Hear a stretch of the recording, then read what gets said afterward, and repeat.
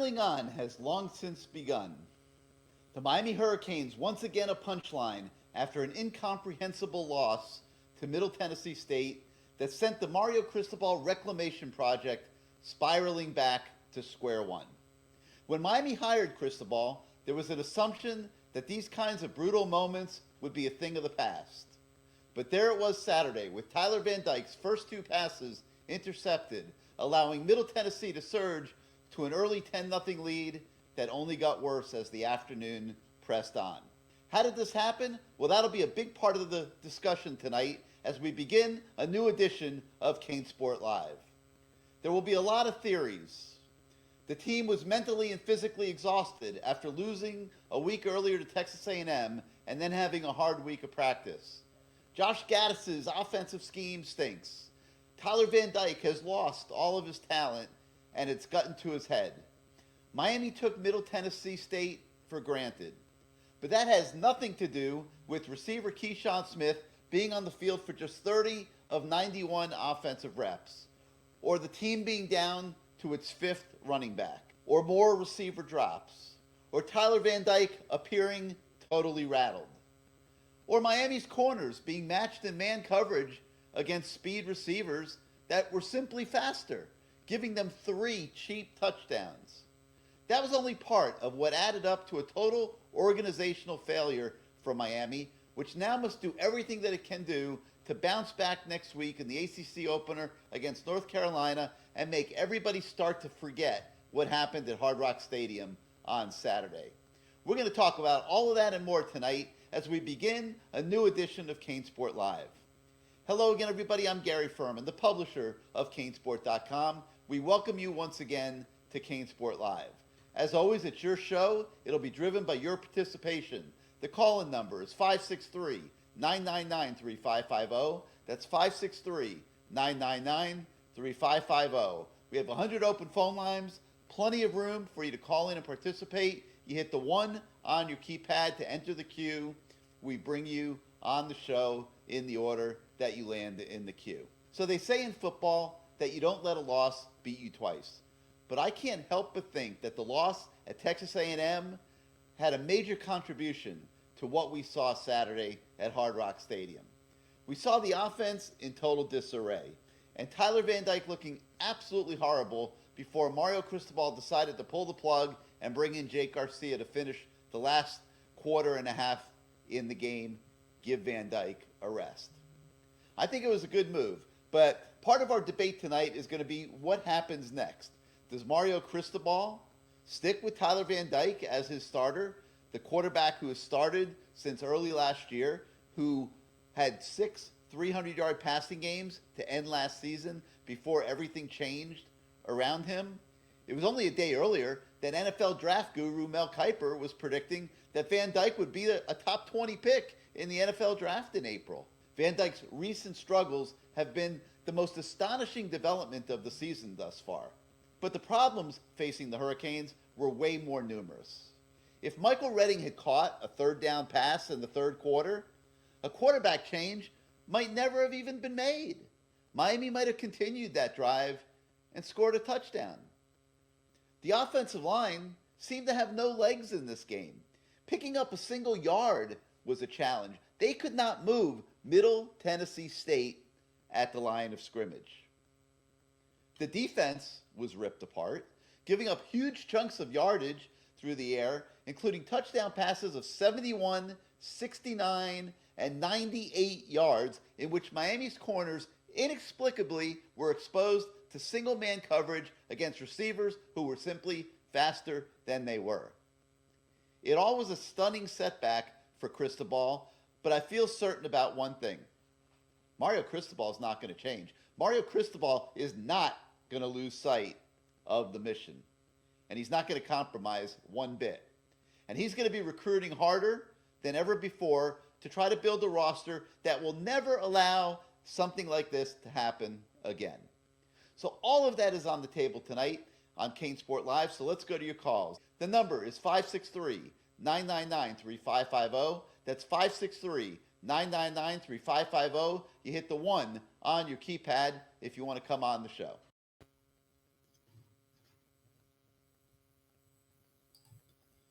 All right, sorry about that. So yeah, so much to talk about tonight, guys, and I know it's going to be emotional. I know it's going to be lit. Um, I've gotten so many phone calls the last few days from so many Canes fans out there, and uh, people are so passionate about what they saw on Saturday, and obviously it was very upsetting to everybody, and a lot of emotions have bubbled to the surface, and a lot of the anger is being directed towards Tyler Van Dyke and Josh Gaddis, and um, I don't know where it's going. I have my thoughts on maybe the best way to proceed forward, but we'll talk about that tonight. We'll talk about what you guys think about it. So let me go right to the phone lines: 563-999-3550, 563-999-3550. You hit the 1 on your keypad if you want to come on the show. Let's begin tonight in the 786. You are live on CaneSport Live. How you doing this evening? Gary, my friend, how are you? Doing good. How you doing? Everything?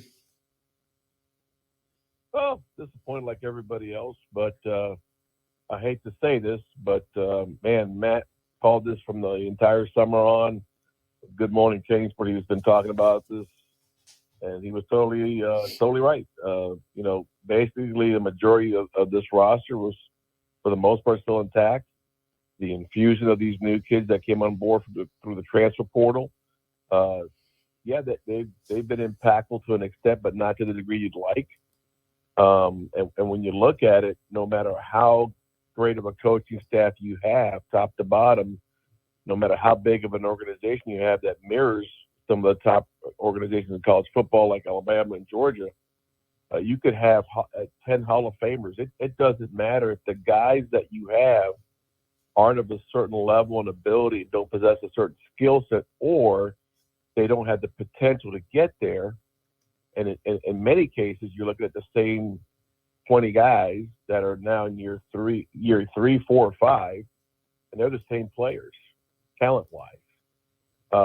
There's only certain level of development that any athlete can attain, and pretty much they can peak there and they can stay there, and that's pretty much what you have, even though the skill set isn't of the degree you'd like at this level of major college football. But nonetheless, their biggest task, I mean, they're totally on call right now. They've got to find a way to get the best out of the group that they have. And if that means, like you just mentioned, Mario's not going to change. Well, Mario's not going to change, and I can promise you, Gary, you're not going to win more than 4 games. I can promise you that these top recruits that you want to get are going to say, why would I go there that in 20 years they've had a handful of first-round picks at my position, especially if it's a wide receiver?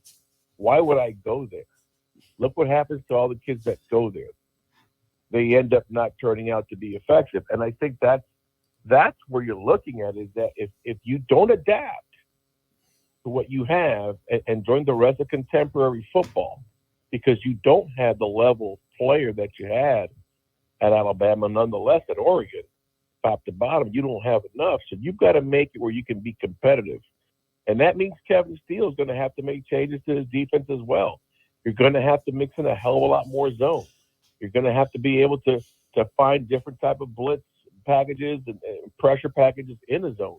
You're going to have to do more defensively than you've done before. And a lot of it's going to be new, because that's not what you've been practicing for the most part. But you've got to change to the talent level that you have, especially when you look at the depth that you do have. Now, we read your story, or the blog that Tyreek had. We were being told this morning that he might have a partially torn groin. It was pretty bad. And so you get all these different stories, and you look at the fickle level of talent that you do have, and you just can't imagine that, being able to sustain an entire season. So we're in a situation, Gary, where if Mario doesn't adapt, this is going to get really ugly. All right. Quick. So do me a favor. Define what you consider adapt. What do you consider adapt? I think you've got to go back to offensively. It's very simple. Offensively, you got to do what everybody else does in major college football these days. You got to spread opponents out. You've got to get the skill set that your quarterbacks have. I mean, I don't know what the freshman really has. I haven't seen too much of it, but you got two guys that can chuck the ball everywhere. And you don't have the offensive line that you think you have, that you can impose your will. They did at Texas A&M everything. They did at Texas A&M. Why they couldn't do it against Middle Tennessee, I have no idea.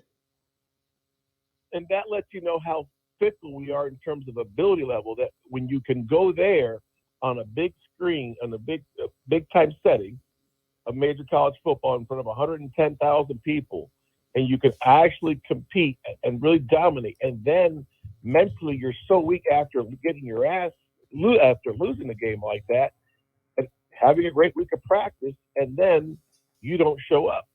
That's a testament as to everything that's wrong with this roster. And this is what Matt's been talking about for months now. And I call him Negative Nelly, but he's right. You don't have the consistency that you need mentally, physically from these kids as a whole. You've got bits and pieces. Well, bits and pieces get you fired. That's the reality. In coaching, that's going to get you fired. So if you don't adapt to what you do have, and you don't infuse basic concepts that's going to help, not whether it's Tyler or Jake, it doesn't matter, Gary. Because if you don't have tremendous offensive line play, you can't do the things that Michigan was doing last year. And go back to Josh's first year at Michigan. They were horrible offensively. It took a full year to get things going. Why? Because it's definitely more intricate and more detailed than what these kids have been used to for the last 3 years or 2 years, whatever, 2 years rather. So you've got to go ahead and make some major adjustments now. Everybody has a 2-minute offense. Everybody prepares and has it. Many moons ago, this old guy who coached at a Division III in Iowa, who made it to the NFL, he had the bright idea at Buffalo, hey, let's go ahead and just do the no huddle. You adapt to what you have. And that's what great teachers do. That's what great coaches do. Nick Saban doesn't win games like the way Mario wants to win games anymore. He really doesn't. He'll try to go ahead and emphasize that based on the weakness of an opponent. But he's going to chuck the ball around, too. He's joined major contemporary college football, and that's why quarterbacks that are elite are coming there now, top to bottom. So either you adapt on the offensive side, and on the defense side, you've got to concede. You can't play man all the time. And it's striking to me because there's nobody better than Coach Steele. That guy is phenomenal. But after giving up a big play against Bethune-Cookman, 3 big plays against Southern Miss, it could have been 4, but there was a penalty that brought that one back. And yeah, nothing happened at A&M because he wasn't throwing the ball deep. He just wasn't. He didn't have his best weapons weren't there, and he didn't have time to throw. Somebody's not giving Kevin Steele a good scouting report. I mean, I can't imagine that if they had known that those receivers were as fast as they were, I can't imagine that they would have put DJ. I mean, DJ Ivy's been getting beat like that for 3-4 years. Like, why would you put him in a situation where he's got to man cover a guy for the length of the football field that's just flat faster than he is and can run right by him like that? I mean, it was so flawed. There were so many things in that game that were flawed. And that's why I call it an entire organizational breakdown from, obviously Mario's got to take the blame as the head coach, but it filters all the way down to the GAs that do the scouting reports and break down the film and the analysts, the coordinators who are formulating the game plan that wasn't really good enough on offense or defense. I mean, it's a complete organizational failure that they all have to collectively take blame for, and they just got to come back better. They can't change it. It happened. Okay. But I'd be curious, since it's you that's calling right now, and I know you have a coaching background and not necessarily in football, but you have been a coach for many years in your own career, and 4 decades. 4 decades. Yeah. Okay. And I would be curious to know your opinion of what you think happened in general.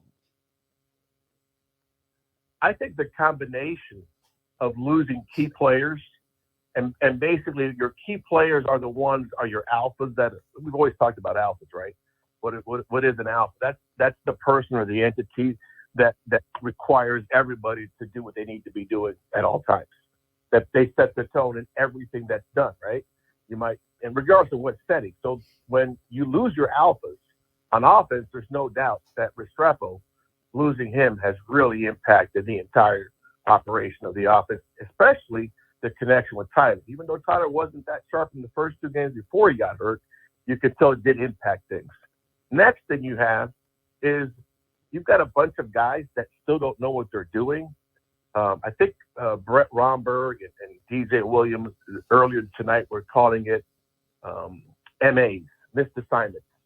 You've got guys colliding against one another. Okay, that shows that something is not registering, right? I mean, how does that happen? Not understanding.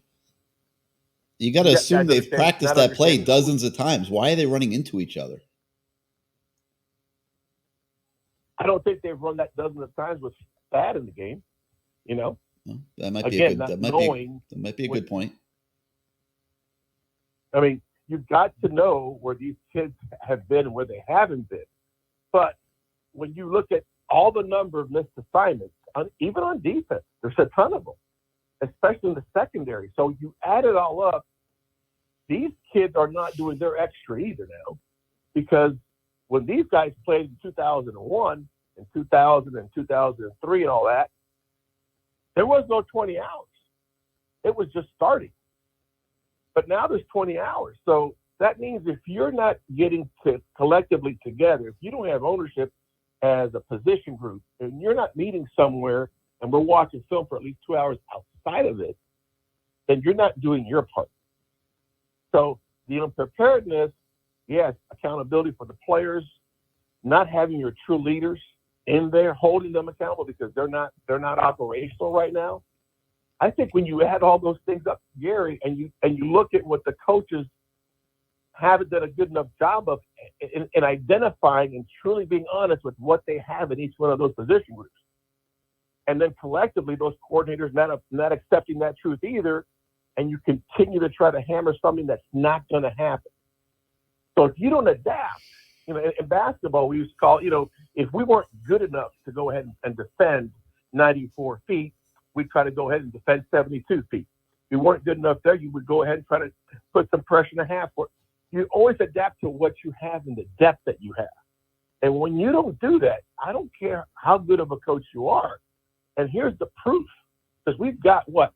We've got three NFL Hall of Famers in the operation of this program right now. You've got tons of guys that have been involved at the highest level of football in the world. And it's still happening. So you've got to adapt to what you have. What's your take on the Tyler Van Dyke situation? What's your take on the Tyler Van Dyke situation? Gary, I want to use this comparison, and it's unfair to the kid, but I kind of see it. Last year, when the kid from Clemson signed that humongous deal with Dr. Pepper, you remember that? Mm-hmm. That kid wasn't the same. He got a lot of money over the summer. He wasn't the same kid when he came to playing. He was heavier. He was definitely more distracted. You could tell something was wrong with him, and it pretty much carried over to the field, because when you look at what impacted him also, he lost his best weapons, right? Mm-hmm. Previous year, he lost his best weapons. So when you look at the coaching changed, the scheme changed.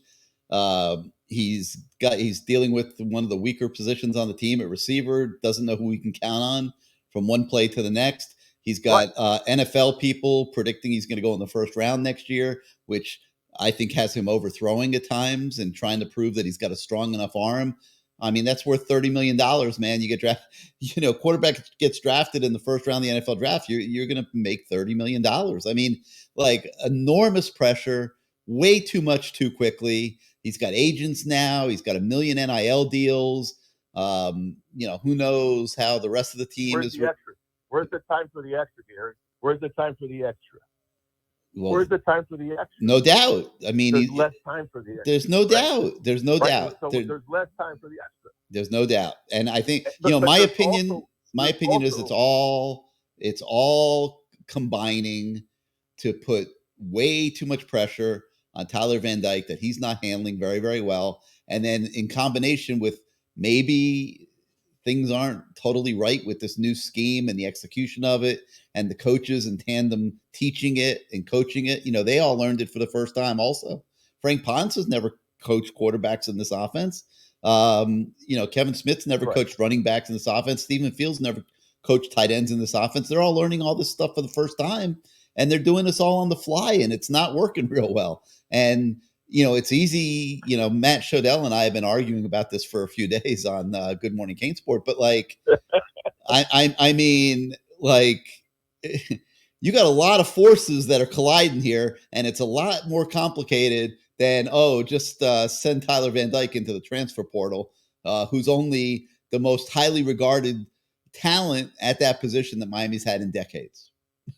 So, I mean, I don't know, man. I don't know. I don't have the answer. Gary, I hate to use a Seinfeld reference here, and I hate to do this, but the worlds are colliding.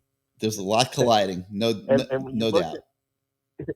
And when you look at it, go back and watch his film. Look at the best three defenses he faced last year, okay, and especially with Pittsburgh. Look at the confidence the kid had, right? Look at the way he carried himself. Yeah, we always talked about, you have I forget the gentleman, there's a coach in Louisiana, I believe, and always brings up some good X and O stuff when he comes on. And he kept on saying, hey, if you really look at it, he stares down guys a lot. It was said last year a lot. I mean, a couple football guys have made it clear. So now that tendency was there, but now with everything that's new, yeah, he's not functioning. Yep. He's not functioning at all. All right, everything. There's no excuses in this game. I got to let you go, man. All right, my friend. Thanks for being part of the show. Thanks for your opinions. And we won't have a show next week, but we'll see what happens against North Carolina. And I'm sure you'll be back right at the top of the queue after that one to chop it up. So we'll talk to you then. Thanks for being part of the show. All right. We got the comments going on YouTube. And I think JR Barr 2015 is making an interesting point when he says, need a quarterback with wheels, Gary. And it's not that a quarterback with wheels is better than a quarterback who's a pro-style passer, but how good is it to have a pro-style passer if you don't have pro-style guys running routes down the field to catch the ball? And I know it's been a pile-on with the receivers this year. And listen, in fairness, Keyshawn Smith has been playing decently. I thought Frank Latson had a decent day the other day. Michael Redding is still hit or miss, but they just don't have great talent at receiver right now. And you've got this guy that's supposed to be this elite passer who's trying to impress people at the same time. And we've seen some of the throws that look a little bit too hard and things like that. And yes, Jake Garcia comes in, he throws a softball that probably is easier to catch. And you have a lot of forces colliding, but JR Barr points out the idea of a quarterback with wheels. And I'm not a huge believer in quarterbacks running around. I don't like that, but I think it just negates the other talents a lot of the times that you have on the team. But they don't have a lot of those talents right now. You're down to your fifth running back. Thad Franklin, as much as some people get excited about what he's done against lesser competition, he would have been the number 5 running back if everybody was healthy. Your offensive line is hit or miss week to week. We've talked about the receivers. The tight ends are hit or miss, unfortunately, aren't necessarily always playing great. Sometimes they're okay. But there's not a lot of greatness going on offense for the Miami Hurricanes right now. And a quarterback that can do things with his feet on his own probably would be a benefit with this team, believe it or not. Might be bailing them out of a lot of these problems that they have. So JR Barr 2015, I don't know if you intended to make such a great point, but no, I don't think that we're going to see Ja'Cory Brown become the starting quarterback for Miami this year. But I do think you're making a good point that a running quarterback really potentially could have been what was best for this particular team with these particular talents. All right, 563-999-3550, 563-999-3550. You hit the 1 on your keypad if you want to come on the show. Let's go out now to the 917. You are live on CaneSport Live. What's up, Gary? BK Hurricane. Hey, what's up, BK? Good talking to you again. What you got for us tonight? Yeah, what's going on? Man. All right. Real quick. I know everybody's been. I mean, shoot, I don't even know what to say, Gary. Like, you summed it up when you said this was just an organizational breakdown from top to bottom. This loss could conceivably affect the whole year and next year in regards to recruiting. Because if I'm Jaden Rashada, do I want to come to this offense? I'm saying no. Jaden Rashada, I'm not coming to this offense. If you start Tyler Van Dyke, you lose Jake. This was the worst case scenario that could happen. It was like hitting the lotto. I mean, we hit everything on Saturday when we lost. Mm-hmm. We literally hit everything. This loss was just up there with the FIU loss. With every aspect of the game was just a total and complete breakdown. Like, I have no idea who they should even start the following Saturday now. Because I know it's going to create a ripple effect. I mean, I've been fighting with Matt about this I've been fighting with Matt about it on our morning show. Well, I don't see how. Like, listen, I think you got to go through these 2 weeks of practice. You got to see how Tyler Van Dyke responds. Okay, I don't see how you essentially end his career at Miami, because swinging back and forth for the rest of the season is not going to work. We've seen that before. It's a disaster. Okay. You don't want to be doing that. You got to have a leader. You got to have a starting quarterback. This is a guy that is universally considered to have the best talent at that position at Miami in a very long time. I mean, so if you cut him loose after a couple bad games, how do you go recruit quarterbacks in the future and have people recruiting against you say, did you see what they did? First, they ruined their last quarterback. He was going to be a first-round draft pick and make $30 million, and they installed some crazy, stupid offense that was a total failure and ruined his career and made him have to go in the transfer portal and transfer to SMU, where he knew the coach and knew he could go into that offense because he knew it. So that to me is one, issue. And then the other is, like, is it fair to scapegoat, a kid like that? Because that's what it is. I mean, it would be scapegoating him, because there is no legitimate argument, in my opinion, to where you can blame everything that's happened on that kid. I mean, when you look at all the different things going on and that we don't know, like, is the offense any good or is it bad? How are the coaches working together? How's the team learning the offense? Are the receivers running the right routes? I mean, I could go on for 10 minutes with all these different things that are factors. You've lost all your running backs, so they don't have to respect the running game to the degree that they would. You could just go on and on and on. I mean, there's a whole bunch of things. And I mean, on that point, Garrett, if Trevante Citizen stays healthy, and we won't have a lot of these problems, because he's the perfect running back for this type of offense. Mm-hmm. A fast, big, explosive kid.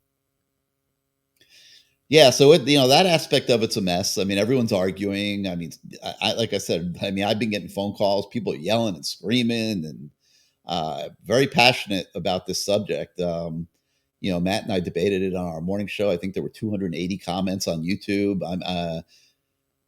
People just, so much anger and so much passion for the subject. I mean, I don't know, man. I don't know what the answer is. I mean, what I think would happen or should happen is you go these 2 weeks of practice. If he practices well and appears to be shaking off his struggles, I think you have to start Tyler Van Dyke against North Carolina. Yeah, I hear you. But Gary, real quick, last point. Charleston Rambo's not even on an active NFL roster. He could have made more money coming back to school with the NIL deal than he's making now. Got bad advice, didn't he? No one called this kid and said, hey, listen, we can get you some NIL deals here. He had a predisposed opinion. On the active NFL roster. He had decided before he came to Miami that he was going to be one and done at Miami, and that's what. And he had and honestly, he wasn't going to have a better year than he had last year. He had a great year, but that doesn't mean he was going to be good enough. I mean, he could have found out that his NFL draft status was no place, and he could have evaluated the amount of money he could have made in NIL before he went to a pro camp and tried to make it as a free agent. I mean, he got bad advice. You know, agents, there's agents around all these kids now, man. All these kids have agents, and some of them will give them good advice and some won't. He could have probably made a cool little couple million and some change this year if he would have stayed. At least one. That's crazy. Yeah, he didn't want to. You're right. He just didn't want to. All right, Gary, you can put somebody on. Keep me on. All right, BK. Great talking to you, man. Thanks for being part of the show. Let's go to the 757. You are live on CaneSport Live. Boy, I'm so sick of this crap with y'all. These bootleg fans. We ain't got receivers. And you're a good one, too, Gary, because you'll go back and forth. I read some stuff where you said a Royal need to man up. Let me help you with something about that. Terry Mallory, the man up and catch a damn ball. You don't never talk about him. That boy dropped more clutch balls in the last 4 years. Just like you talked about Abbott.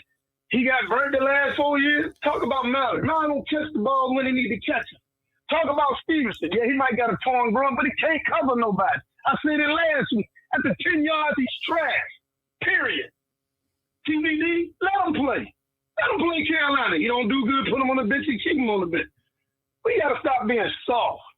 And a lot of these players, and James Williams, oh my God, the hype train. Oh, James Williams, the best player on that damn secondary is the man from the West, Kitchen.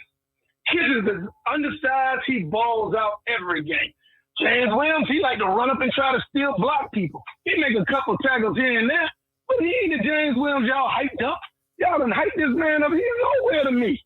I need ballers. I'm tired of flying from Virginia Beach to Jay and spending good money to come watch the Canes look like they look. But I'm not mad with that. I'm mad with you because you go back and forth. Go back and forth on what? Damn it, we lost. We got beat. You go back and forth all the time. You're talking about this person. On like what, said, Kane? Royal Kane, needs what? to man up. Kane, He don't block. Wait a minute. No. You said a Royal don't block. Show me where Mallory blocked somebody. He doesn't. I ain't never seen Mallory block nobody. Come on, bro. You keep going back and forth. I can't deal with this mess. How is that going back and forth? I will agree with you. Neither one of them is a good blocker. You don't agree with me. No, I said I do agree with you. I do, Kane. Calm down. I agree with you. Neither one of them blocks anybody. We all talk about players. We all wrong for that. What the heck? Don't nobody know what's going on. But I agree. Don't bench him. Let him play the Carolina game. But if he does play bad in the first half, they have to do something. And like you said, it's a sticky situation. Nobody want to go tic-tac-toe 3 in a row, keep going back and forth, because then this is going to cause a mess. So let me ask you this. If he plays bad, in your opinion, the first half of Carolina, do you pull him or you keep him in? You'd have to pull him. You would have to. Now, you would have to at that point. You would have to pull him. It's your him. first conference game. You got to do whatever you got to do to win. Okay, so when Garcia come in, and we know he's going to have his ups and downs too, do you leave him in for the rest of the year? Unless he plays really poorly, I think you have to. I mean, I don't think you can just knee-jerk keep going back and forth.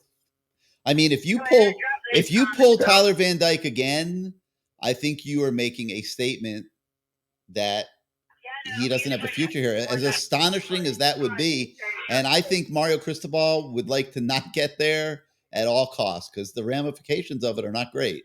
But you got to do what you got to do to win games. And if he's stinking it up against North Carolina and they think that they have a better chance with Jake Garcia, then you would have to make that move. But I don't think you make it before the game starts. Sounds like a winner. I don't think you do it before the game starts. No, you don't make it before the game starts. No, yeah. I agree with you. You play him. I think you got to give him. You got to give him a chance to get it right. Is it the money? I mean, it can't be the money. It's the money. It's everything, man. Praised? It's everything, Kane. Think about money. It's everything, man. Everything? There's nothing in that kid's life that's the same as it was 9 months ago when he was putting up 300 yards a game. He's got a new coach. He's got a new coordinator. He's got a new quarterbacks coach. His best receivers are gone. He lost 1,700 yards of production. I can't remember how many touchdowns. So the team around him is not as good as it was a year ago. It's not the same, but I really don't think the receivers are that. I don't know. My receivers, they good. I'm just gonna say that. Now, some of them passes I seen in the game last week, is there something wrong with his shoulder? I don't know. Because some of them passes were like out of this world. I think he's just not comfortable with what he's doing. I don't think he's reading the defense as well as he needs to. And I think everything's just speeding up on him, and he's making bad throws. We never see that in practice, Kane. I've never seen this kid throw balls like this. I am amazed at what we're watching. I mean, it has never shown up on anything that we've ever seen. It's crazy, yes. But I'll go on and on, man. He's got agents. He's got agents in his ear who want to see him go to the NFL draft next year. I think he's overthrowing, trying to prove that he has a strong arm. He's got NIL deals like crazy. He's done more NIL deals and commercials and things like that, which puts pressure on him to a degree, I think. He's got a lot going on in his life, and maybe the single-minded focus on football got away a little bit, and it's catching up to him a little bit. I don't know. I mean, we can only guess because we don't know for sure, but we sure as heck know it doesn't look the same as it looked last year. No, it doesn't. And I ain't going to hold everybody it doesn't, because I saw the first pass was an interception, double covered. Then we get the ball back, and then he throws a tip ball, pick six. I'm like, this is crazy. Then he had a couple receivers. They caught balls that were behind them. Now, our receivers do drop balls, but I can tell you this. Out of them passes, them 28-some passes he threw last week, I'm there at the game, it was about 15 or 20 that was bad, and they just got him. Even Mallory, he caught some of them balls that were ugly, that they made it. Were the receivers in the wrong spot? I don't know. I remember one time, Smith was running down the field, and hell, he threw a bit out of bounds. And one time, Clemson was open on the wing, and the ball went to the other sideline. So who knows? But if he don't get it right, he won't be right, and he won't be playing. So that's on him. Yep. No and doubt. as for the rest of it, just come together as one. I ain't gonna hit you hard because you agree with me somewhat, but we good, we cool. Hey, Kane fans, don't even worry. Hey, Kane Meister Kane, it's all good. Because Gary done said at the beginning of the year, I'm the only fool who's saying the playoffs because I love my Kane. Now I'm saying the Coastal, and I'm not gonna change that. But I will tell you this game: if we lose a Coastal game, I ain't calling no more because I got to wait to 2003. With all my come on, man. Come on, man. So, I don't know what we would do without your call every week. You got to call. Well, I appreciate that. But I ain't going to hold everybody up. Hey, love and having to see y'all in Carolina. I might not make that game, but I will be there for FSU because I can't stand them son of a gun. Godspeed. I'm out. Take care, y'all. All right, Kane. Love his calls. C.O. Barney in the YouTube comments makes a great point. We got some good comments going on here tonight. If TVD wants to go pro, you can't just say, oh, geez, the Rhett Lashley offense, which is a very simple offense, by the way. Nowhere, not even close to as complicated as what Josh Gaddis is doing right now. But you can't just like make a case that, I can only play in a certain kind of offense. I mean, in the NFL, they change coaches every other year. Your coordinators are coming and going all the time. I mean, you got to be a football player. You got to be able to execute football plays. And so I'm not buying into this whole, the Josh Gaddis offense sucks and all this nonsense. I mean, you got plays, you got, that are designed to get receivers open and stuff. They have to execute. You got to get the ball to them. I understand that if everything's not working right, it makes it tougher. And it's clearly not all been working right. And so it doesn't all fall on Tyler Van Dyke. But there's a lot that he could have done better to make it better. There's no doubt about it. All right, 563-999-3550, 563-999-3550. You hit the 1 on your keypad if you want to come on the show. Let's go now to the 615. You are live on CaneSport Live.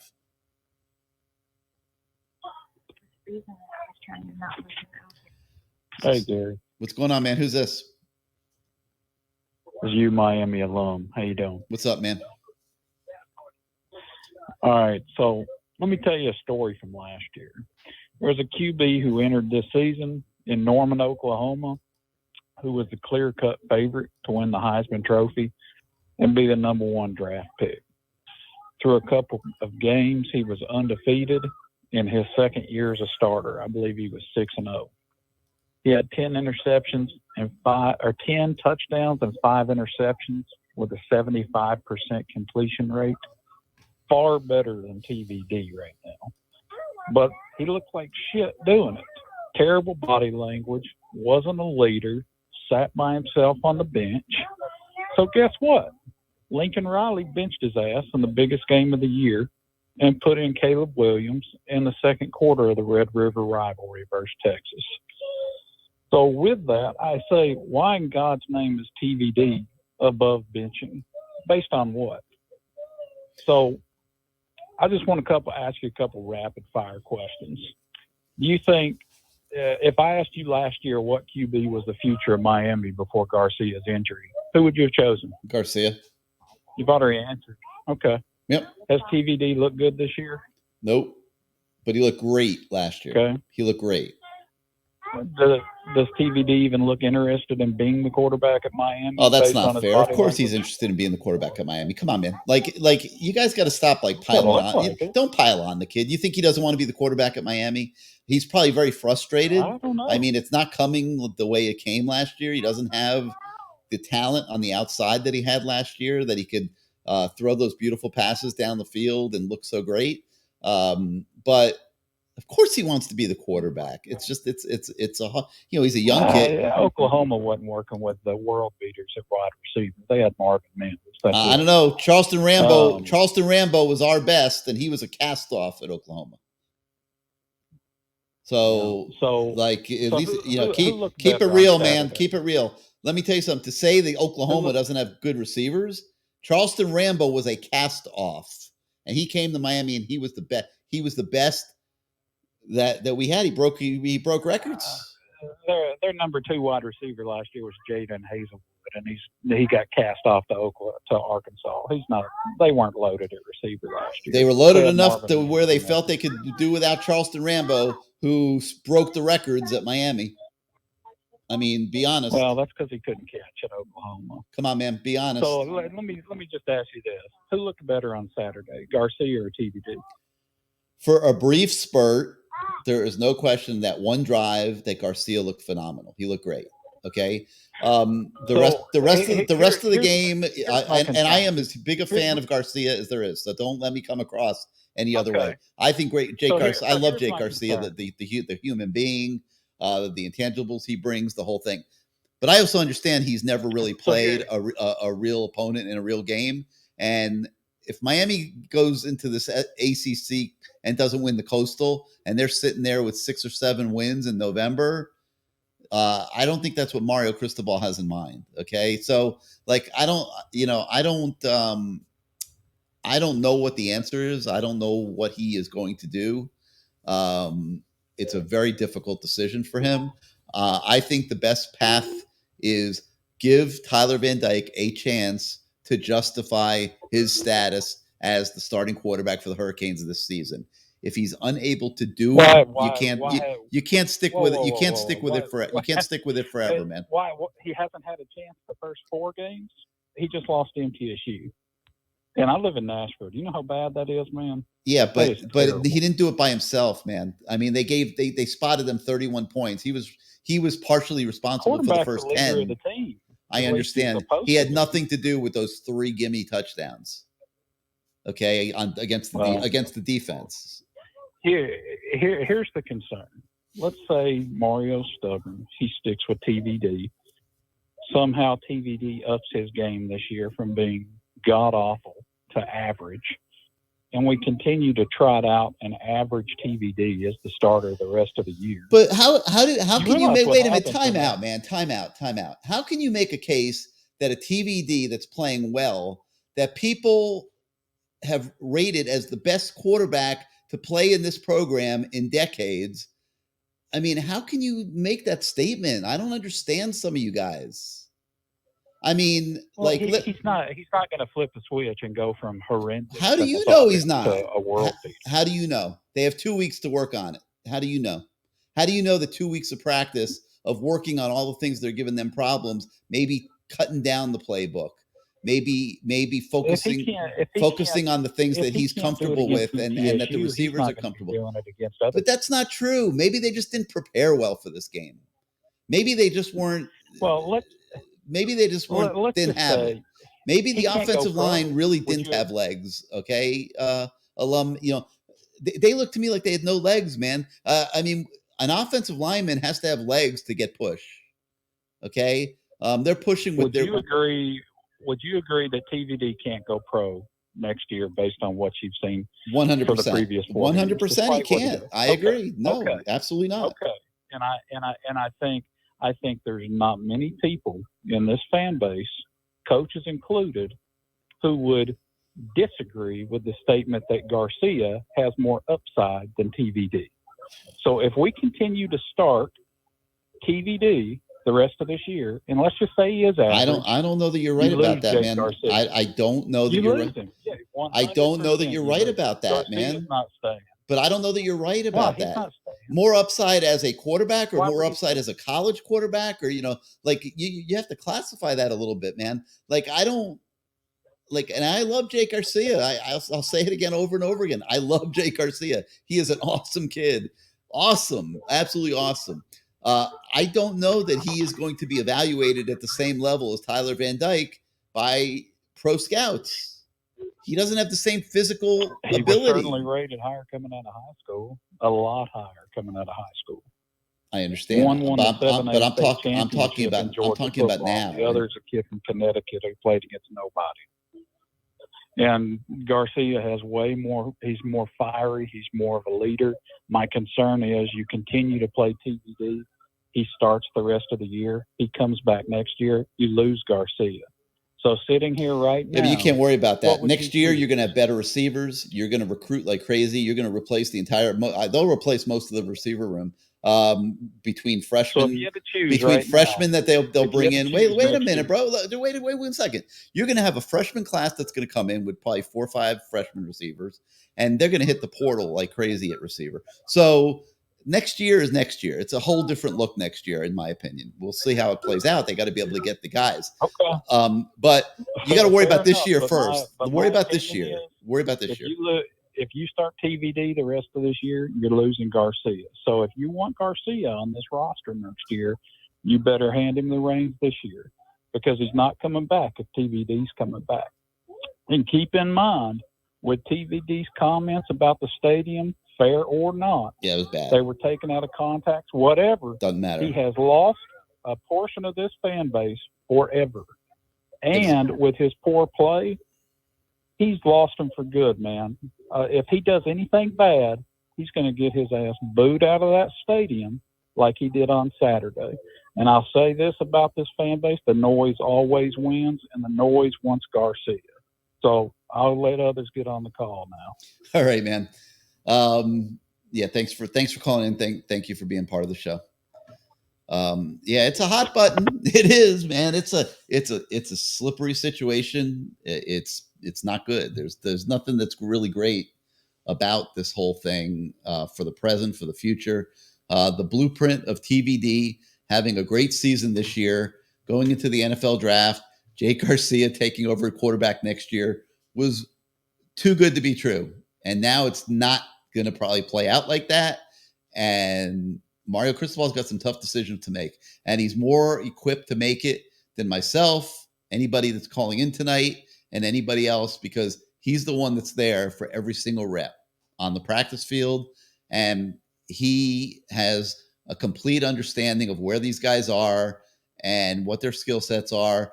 And he has to use that data and that information to make the best decisions that he can make for the program. And, us arguing, it's funny, it's fun. We're all having a good time. Matt and I scream at each other every morning, the whole thing. But this is not a good situation. And we're going to have Ryan Collins on the show here in a little bit, who went through this himself, and we'll let him talk a little bit about it. I'm not sure, what's the best, how do we know? Because we're so angry at a loss, that we want the kid to pay the price. I mean, the kid that, like I said, is the best talent at quarterback that this program's had in a couple decades. I mean, it's tough, man. It's tough. All right. 563-999-3550, 563-999-3550. You hit the 1 on your keypad if you'd like to come on the show. Let's go out to the 706. You are live on CaneSport Live. How you doing tonight? Hey, Gary, this your boy Sebastian, man. I'm surprised I got on, man. You're on, baby. Make it count. What you got for us? So I was trying to blow you up on Twitter, but I guess you was. I'm getting blown up everywhere because everything. Everybody wants to see this kid get scapegoated, and I don't think that's the right course of action. I just don't. I mean, I got to be honest in my opinion. That's what I want to talk about. I think as I sat back and watched that game, what came to mind is I think we put so much pressure on expectations to the degree that I'm willing to have a 4-8 season just so we can get recalibrated again. Oh my God! Like I never had rose-colored glasses. Hear me out. I've never had rose-colored glasses. I mean, if we would have went 8-4 and won a bowl game, that would have been satisfactory to me this year. And I still think that is reachable. Like to me, if we end up 8-4 and we win a bowl game, that to me this year, Mario's first season is a successful season. If you look at when Mario took over at Oregon, I think his first season was 4-8. Go look it up, take a look. But I think he was 4-8. Nick Saban, first year at Alabama, he lost to Louisiana Monroe, who doesn't in the school. There's not even Louisiana Monroe right now. That's a whole different name. Yeah. And hey, we got Jeremiah 2911 in the comments. I mean, listen, he makes a decent point. Like, and he's using Bama as one of the examples. And the truth is, they managed Tua and Jalen Hurts, and they're both now excelling in the National Football League. I'm not ready to say that these two guys are at that level yet, but I mean, you can manage two quarterbacks if they're if they're successful. Here's the point I'm trying to make. This year, everybody's trying to figure it out. It's just unfortunate that we hyped it up that this would be Tyler's great year and then he will move on. I just think we don't need to put those expectations forward. I agree, because there was no reason to have that. Listen, he's got no receivers. Yeah, this hype thing, hear me out. This hype thing with this fan base and these Miami fans are killing this program. Like, I don't want to talk about what we used to be. I want to talk about what we're going to be going forward. And I think that's so important. Man, I love my Canes. I love Chantel. I love that period. But even Butch had a losing season. Even he struggled in his first year. I believe in the coaches that are in the room. I believe we may not have the inventory that we need as far as the team right now, but I think those people, are smart enough to figure it out. I felt our season was in trouble the minute I found out that Trevante Citizen was injured. I'll be honest with you. I thought that we would finally had a back that was going to be powerful, explosive, that was going to overcompensate for a weak offensive line. Do you agree with me or disagree? Somewhat. I thought we was going to have a running back. I thought we was going to have a running back that was going to overcompensate for what I call a mediocre offensive line. And so as we go forward and I look forward towards the season, here's what I'm looking at. Trying to save, a person's career and trying to save this and that. Look, it wasn't but 12 months ago, Florida State was in the toilet until they beat us. I don't know if you remember. You remember what it was like in Tallahassee? Mm-hmm. Before Florida State beat us? They were horrible. They had horrible recruiting class. And what did they do? They mortgaged their whole season on a transfer portal. I think they got like 4 wide receivers. I think they got like 4 offensive linemen. And right now, look at where they're at right now. Jordan Travis what was he before he played Miami? I mean, they liked him. This thing can turn around. This thing could turn around, and it could turn around pretty quickly is what I'm saying. But what I'm trying to explain to like our fans and like you and Matt is this thing about what we used to be We need to stop that with these type of expectations and just say, just be real. Like, we agreed this was probably a 8-9 win ball club. I still think we can realistically do that. But if we come up one game short, I don't think that's enough to kind of go into the tank or go into the toilet. Now, I will say this. When we look at Tyler Van Dyke and Jake Garcia, look, I would open the competition up. I would let them both play. I would let them both practice. I would probably start Tyler Van Dyke, but I would know this. If he's tanking it, then we can move on. The whole loss for Middle Tennessee State is not Tyler Van Dyke's fault. I think it was the coach's fault. Here's what I mean by that. If they're burning us and we can't play man-to-man, why didn't we adjust? Why did we stay in man-to-man when we could have just went to a zone? You take away 5 plays away from them, and it's a whole different ball game. But we didn't do that. That's coaching. That ain't the players. That is coaching. You could have changed the whole entire scheme. You could have went to like a zone defense where you could have an extra defensive back. It would have been a whole lot different. But what did they do? They kept playing man-to-man, and we got burnt. We didn't learn our lesson the first time, the second time, the third time, or the fourth time. That's not players. That's coaching. Yeah, major momentum swings involved there too. There's absolutely no when they put Jaden Harris in there. Why didn't we put a safety over the top to him? We didn't have to put him. We didn't have to make him play man to man on the receiver. I agree. A true freshman who's hardly played, man. Do you understand? That is a true freshman. That's why I said that's not the players. That's on coaching. Now, this is the last point I want to make, and then I'm going to go. Because I think Canes Nation need to hear me clearly. We're not going to get to a place where we're going to be competitive and we're going to win ball games until this mindset changes.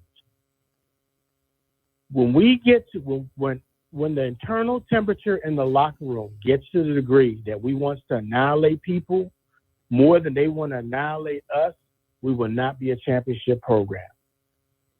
You have to understand, when I see Middle Tennessee State throw down to when teams play us, they have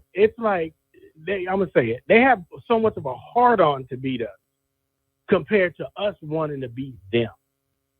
And I think the NCAA has bamboozled Miami to believe that if we just be these nicey cut, these choir board football teams, that America would love us. No, they don't, and they never will. So when we get that mentality that we want to annihilate the other team more than they want to annihilate us, then it's not going to change. When North Carolina comes to Miami this week, I want to know, do we want to beat them more than they want to beat us? Because they're not a real good football team. But please understand, when they get off the bus and they get into South Florida, they're going to want to beat the mess out of us. And if we don't have that same attitude, then that's where we lose ball games. You lose ball games before you get on the field. Yeah. All right, Sebastian. I really believe that. We talk about it all the time. Practicing, spending extra time, spending extra work, that's why I see that stuff. But keep me on the call. You got it, man. And let me know what you think about that. Yeah, you got it, man. Thanks for calling in. Back to the comments. Mike M says that Jake Garcia is going to make me a believer. I'm already a believer in Jake Garcia. I've already said that if you had asked me a year ago when both he and Tyler were just practicing and nobody was really standing out above the other, who I thought the future quarterback at Miami was going to be, I would have said Jake Garcia. This is a different set of circumstances right now. You've lost 2 games in a row. You're starting your ACC schedule, and you've got a new Mario Cristobal regime here that isn't looking to go 6-6. Like, they're looking to beat some people and get some momentum going for this program for recruiting and everything else. And you have a quarterback who is universally considered the best talent you've had in the program at that position in a couple decades. And I just don't believe that you make a snap move to put him on mothballs without giving him the opportunity to play his way out of the couple of bad games that he's had. Now, if he can't play his way out of it, you can't stick with him forever. Like, no argument here. Like, you're not going to lose games because of him. I don't believe they've lost a game because of him, no matter how angry everybody might be. Jeremiah 29:11 says that I get too caught up in the previous year stuff. I said the same thing with Rozier back in 2018. Hell yeah, I said the same thing about Rozier in 2018. Rozier took you to 10-0 in 2017, and Mark Richt had a quick hook on Malik Rozier in 2018. Certainly was not distinctly different than this situation we're running into. Where did that get Mark Richt? He's going to play N'Kosi Perry over Malik Rozier, who went 10-0 for him the year before. It led Mark Richt to retirement. And that was before we all knew that he was coaching that year with Parkinson's disease. But, that's certainly not something to hold on a trophy shelf as the proper way to manage the quarterback position. You're damn straight he should have stayed with Malik Rozier that year. There's no doubt about it. All right, 563-999-3550, 563-999-3550. You hit the 1 on your keypad if you want to come on the show. Let's go now to the 615. 615. You're live on CaneSport Live. Hey Gary, this is you, Miami alum again. Oh, I'm sorry. I already called on you. I'm sorry. My bad. Let's go to the 808. You're live on CaneSport Live. Hello, Gary. It's Hawaiian Kane again. Hey, what's up, Norman? Aloha. Oh, not aloha. Yeah. You mentioned earlier in the show that the coaches have had to learn on the fly, like Coach Field and Coach Kevin Smith. And I just think that if we're going to see the whole thing come together, initially it looks like it's the players' fault. We're seeing for the first time Mallory being asked to block as a tight end. And it's an entirely new offense. So he looks like he's getting lost out there. And it could be that without Restrepo, can we honestly say that the wide receivers are running the precise routes that Restrepo does? And the same can be said with the O-line. I mean, Jalen Rivers is probably our best offensive lineman right now. And so there's challenges, peaks and valleys all over the place. And I also wanted to focus on our strength and conditioning. We were thrilled with the addition of Corey Feld, and he expanded the strength and conditioning staff to include track and field. And what track and field does is it improves, develops leverage.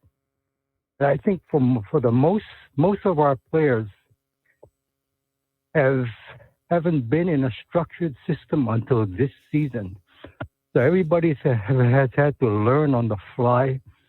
And, with strength and conditioning, previous head coaches did not have the staff that they had now in strength and conditioning. So it's just, everybody's somewhat in its infancy.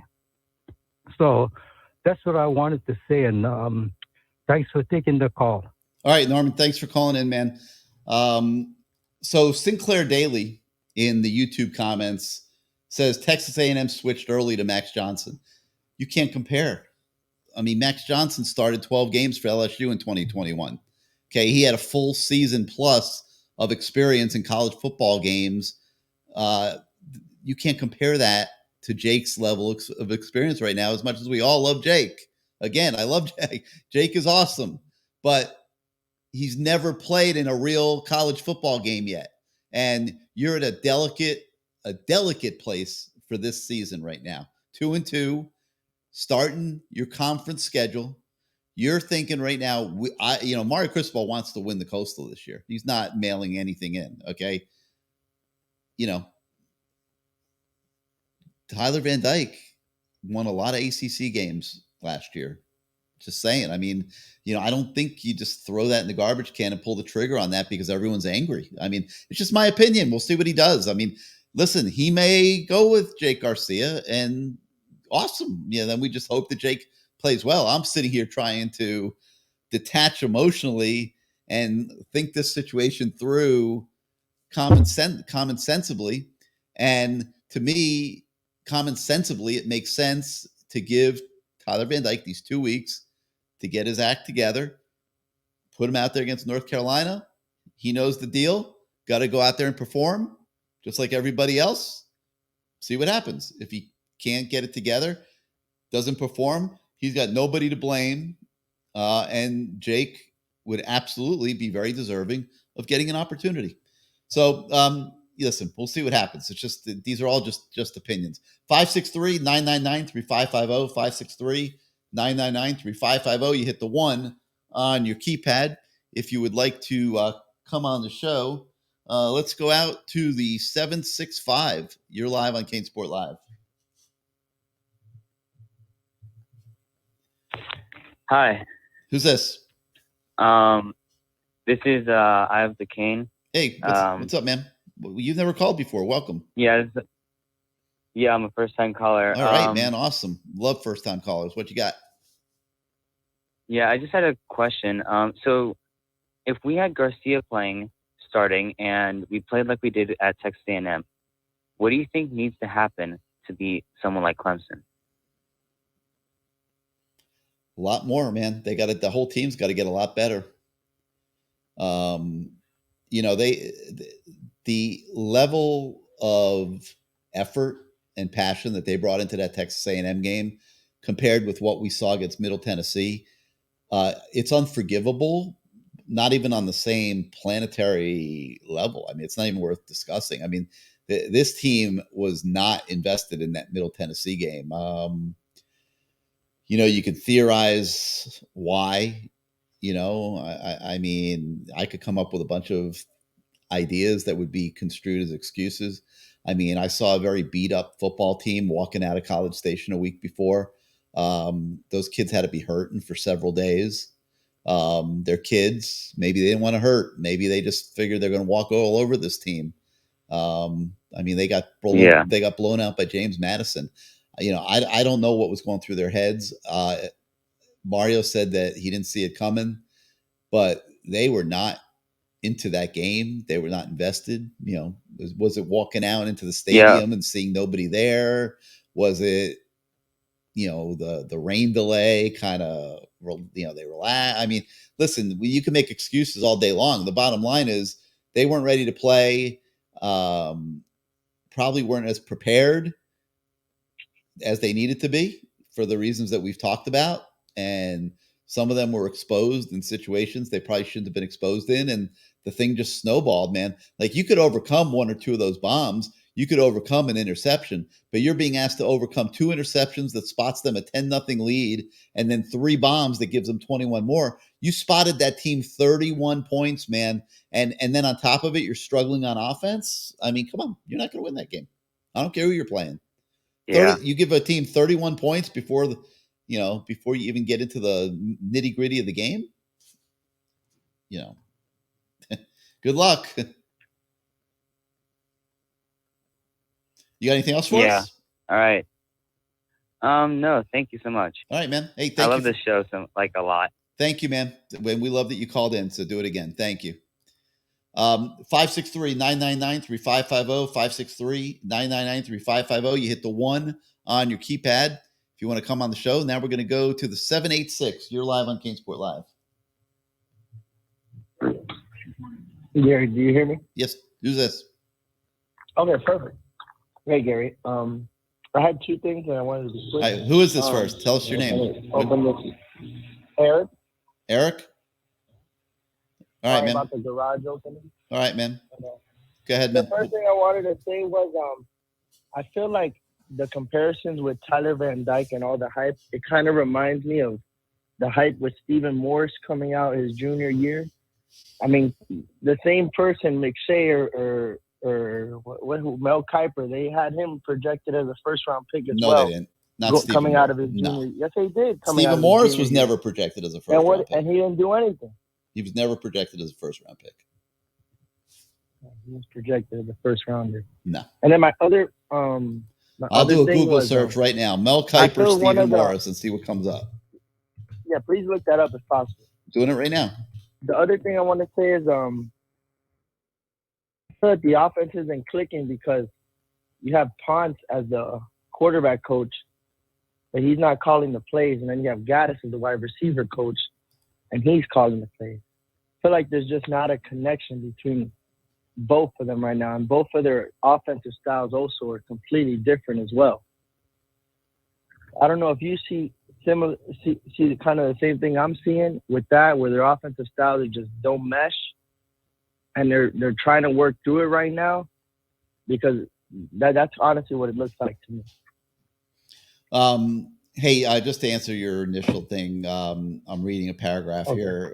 Noted NFL analyst Mel Kiper Jr. does not have Stephen Morris listed among his top quarterback prospects heading into the 2014 draft.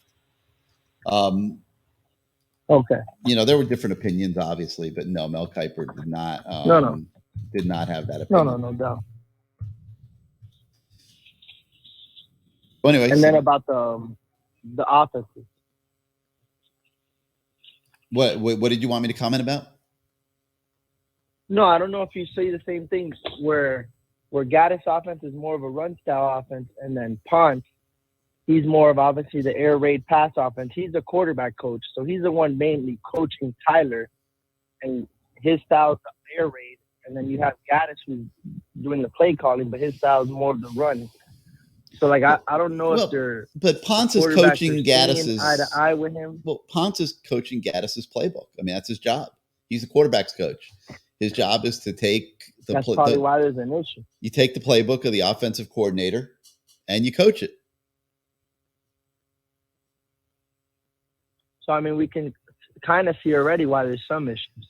I mean, it's not necessarily on Ponce either, because you're just throwing him a whole new style that he's not really used to. Yeah, well, maybe that's an issue. Maybe he's struggling teaching that different style to Tyler Van Dyke. Who knows? Someone will say, "Oh, it didn't bother Jake Garcia," but Jake Garcia was a couple pass sample size. There's a difference. No, you could. Both of them struggled in the game. Both of them weren't the best. Besides Jake's first drive where he was throwing the ball and the defense didn't really know who he was.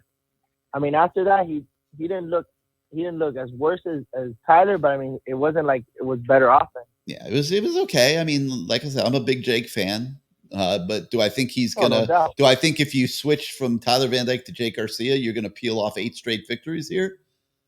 I can't say I feel that. Like, I would love to tell you guys I do, and I would say it if I did. Oh man, you switched to Jake, you're running the table. But I don't know. By the way, Stephen Morris was not drafted at all. Okay, he was a free agent signing. No, I know that. Yeah. So you can't compare him with Tyler Van Dyke, who's projected to go in the first round. No, but right now Tyler is projected to go undrafted with the way he's playing. No, because he's not going to be able to go in the draft. Tyler can play 2 more years of college football. No doubt. But I'm saying if he doesn't have to go into like this, he's for sure not going to be drafted. No, but he could go somewhere else and play for 2 years or whatever. So it's like there's nothing saying he has to go into the NFL this year. It was just what was being fed to him and what people were saying, and as recently as last week. So I don't know that Mel Kiper would say the same thing again. But you got anything else for us tonight? No. And I just hope that the team comes together. I mean, it's just kind of disappointing. I called during the Texas A&M game. I went. It's like you said, they were so inspired, and then they just came out flat. It's just 2 different teams. You don't really know what kind of happened. I mean, well, when they lost to LSU, I'm gonna ride with him to the end. What was that, brother? When they lost to LSU a few years ago, and I remember that team was feeling pretty good about itself. They thought they were going to be pretty good. They lost to LSU in Dallas, and I don't know that they ever recovered from it. It's like it was, when a team expects to be at a certain level and then has to reconcile that it's not at that level, it can go multiple ways. Sometimes it spirals away for a while, and they didn't have it last Saturday for whatever reason, whether it was, a hangover from Texas A&M amongst everybody in the building or whatever it was. Like, we could speculate all we want. They didn't have it is the bottom line. And they got to get it back. They got 2 weeks here to get it back. And if they come out and play North Carolina with the effort that I saw at Texas A&M, they're going to beat North Carolina. So we'll see, no matter who's the quarterback. All right, man. Well, thank you so much for being part of the show. Thank you, Gary. All right. 563-999-3550, 563-999-3550. Hit the 1 on your keypad if you want to come on the show. Let's go to the 386. You're live on CaneSport Live. Hey, how we doing tonight, Gary? Who's this? It's Will again. What's up, Will? Talk to us. What you got? All right. I apologize. You called me just as I was putting some food in my mouth. But anyway, I just gonna make a comment and got a question for you. Number one, I will admit I am highly, highly, highly disappointed.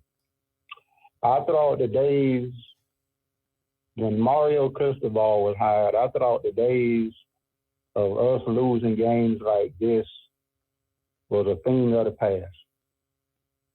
If someone had told me what happened Saturday was going to happen under Mario Cristobal, I would not have believed it. I wouldn't. There is no way. And I still ain't got it out the system yet. That's how bad it hurt. That's how disappointed I am. But anyway, moving on to my question.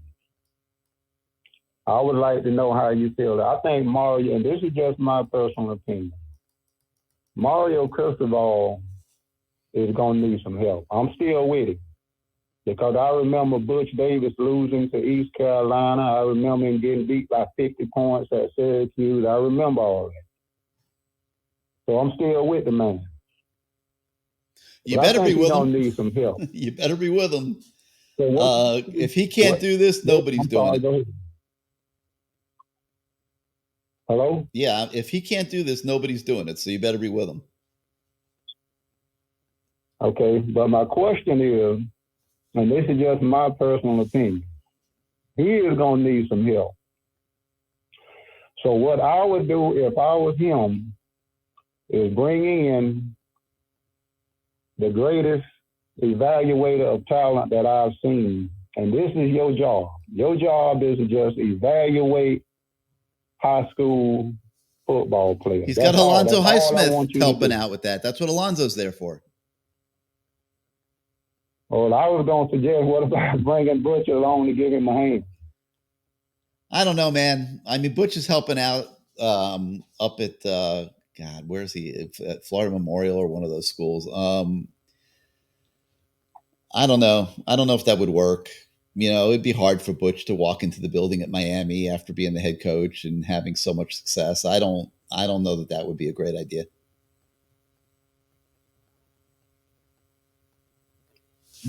Okay, well, like I say, I'm gonna leave it at that. I'm so disappointed. I still ain't got. I thought this was a thing of the past. Yeah, I got you. But I do agree with one other caller that called in earlier.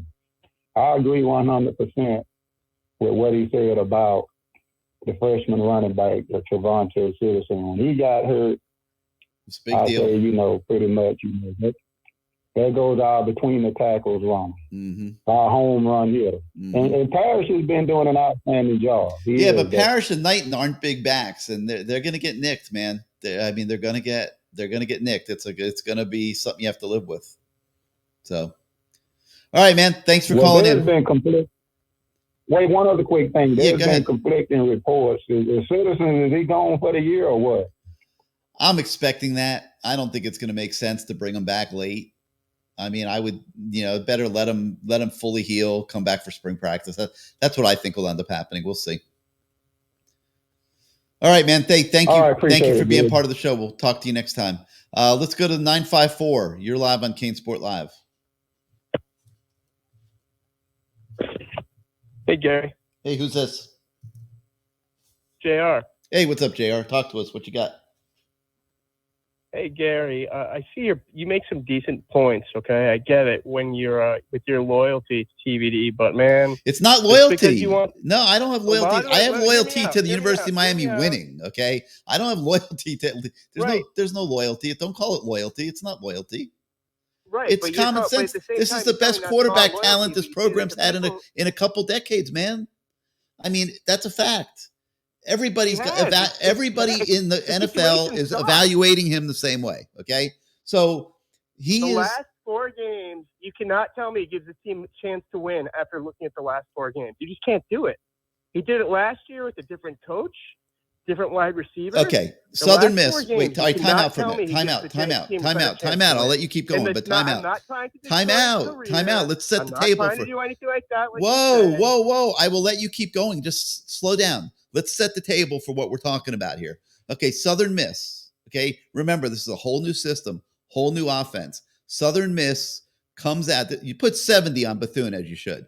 Southern Miss comes out in a defense that they had not prepared for at all. Okay, so they're having to adjust to that on the fly. They're already running a system that is new, and now they're having to adjust that system to a defense that the opponent's rolling out that they hadn't shown, that they hadn't prepared for in practice. So yes, they were a mess in the first half against Southern Miss. They adjusted, they ran the ball in the second half, okay? Texas A&M has an extremely talented defensive backfield. They were down 3-4 guys in their defensive backfield, and you wouldn't have known it, okay? That will still be probably the best defensive backfield that Miami faces this year. Tyler was trying very hard. He was forcing throws. He was overthrowing, in my opinion, and had a very uneven experience at College Station. The other day, he stunk. No argument, okay? But what you're saying is because of that, and it may not all be his fault. We don't know. Do you just arbitrarily say he's done at Miami, which is what a large portion of the fan base wants? And all I'm saying is I'm not sure that's the most prudent way to move forward.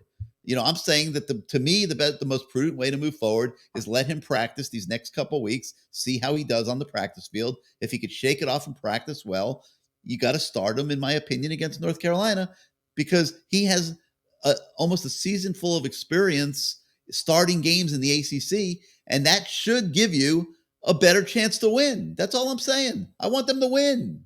Okay. I want him to win too, and other people do. I'm not buying like the bet that what happens on the practice field, because Ivy does great on the practice field, and he still gets trotted out there. My next point is I don't care if you're unprepared really for Southern Miss. You should not struggle against Southern Miss. You should not struggle against Middle Tennessee ever. I don't care if they show you a defense you haven't seen. And as far as the good defense they have seen, Texas A&M, no touchdowns, Gary. Again, no evidence to show that he gives a better chance to win, which we have to do now to keep recruits, than Garcia does. Okay? So talking about being fair to TVD, what about being fair to Garcia?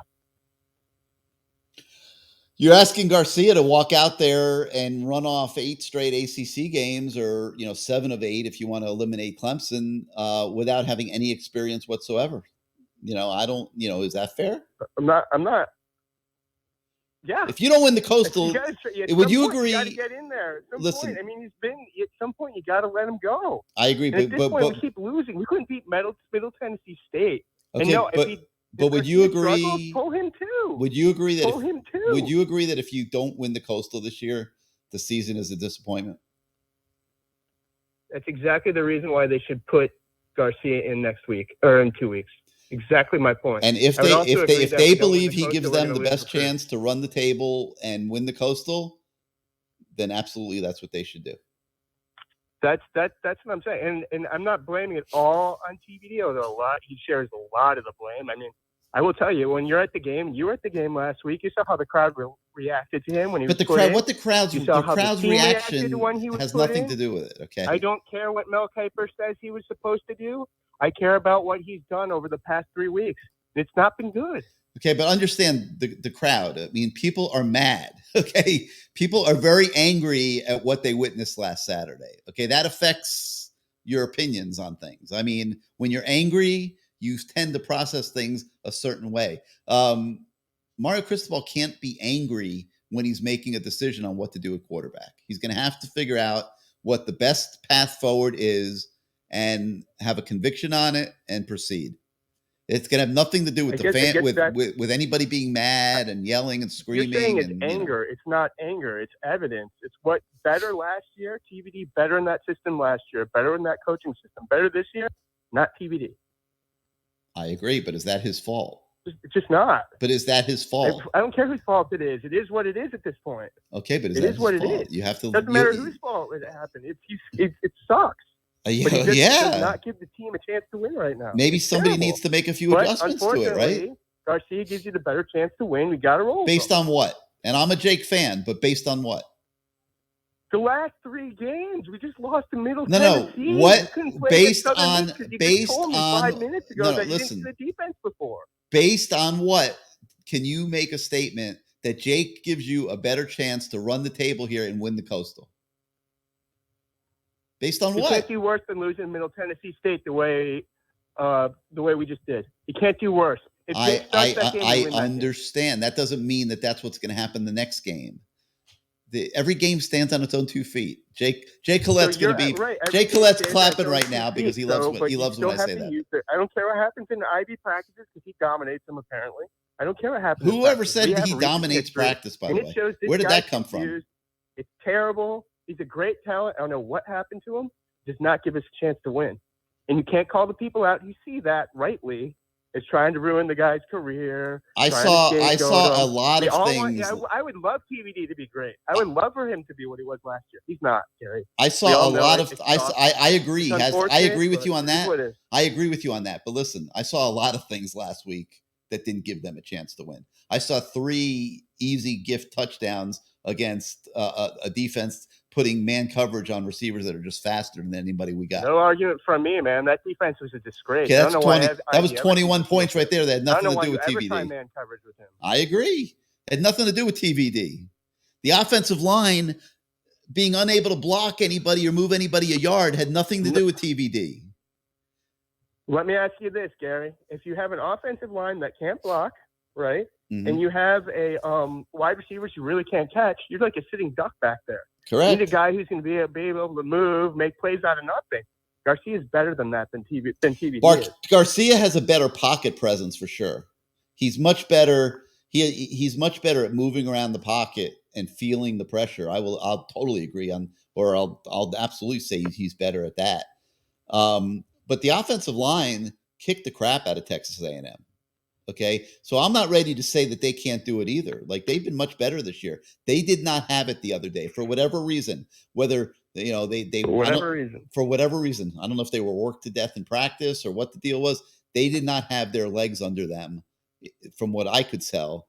What it looked like to me last Saturday, they could not move those guys at all. This was Middle Tennessee. Right. They couldn't get a yard. It was Middle Tennessee State, and they couldn't move them a yard. Now, I'm not going to sit here and... It doesn't matter, but against Texas A&M, when they were fantastic, TVD still didn't get it done. Okay, but I'm talking about the O-line now. They kicked the crap out of Texas A&M. Right, but what I'm saying is we're just talking about TVD versus Garcia. My argument is Garcia gives them the best chance to win. I'm telling you why. And I'm going to ask you again, part of based what you're on blaming what? all these other things why they lost the game, but that's what I want to stick to, and I just don't want it all right, me or anyone else who are Canes fans and wanted TVD to succeed. Because we want Garcia in does not mean we want to throw anyone under the bus.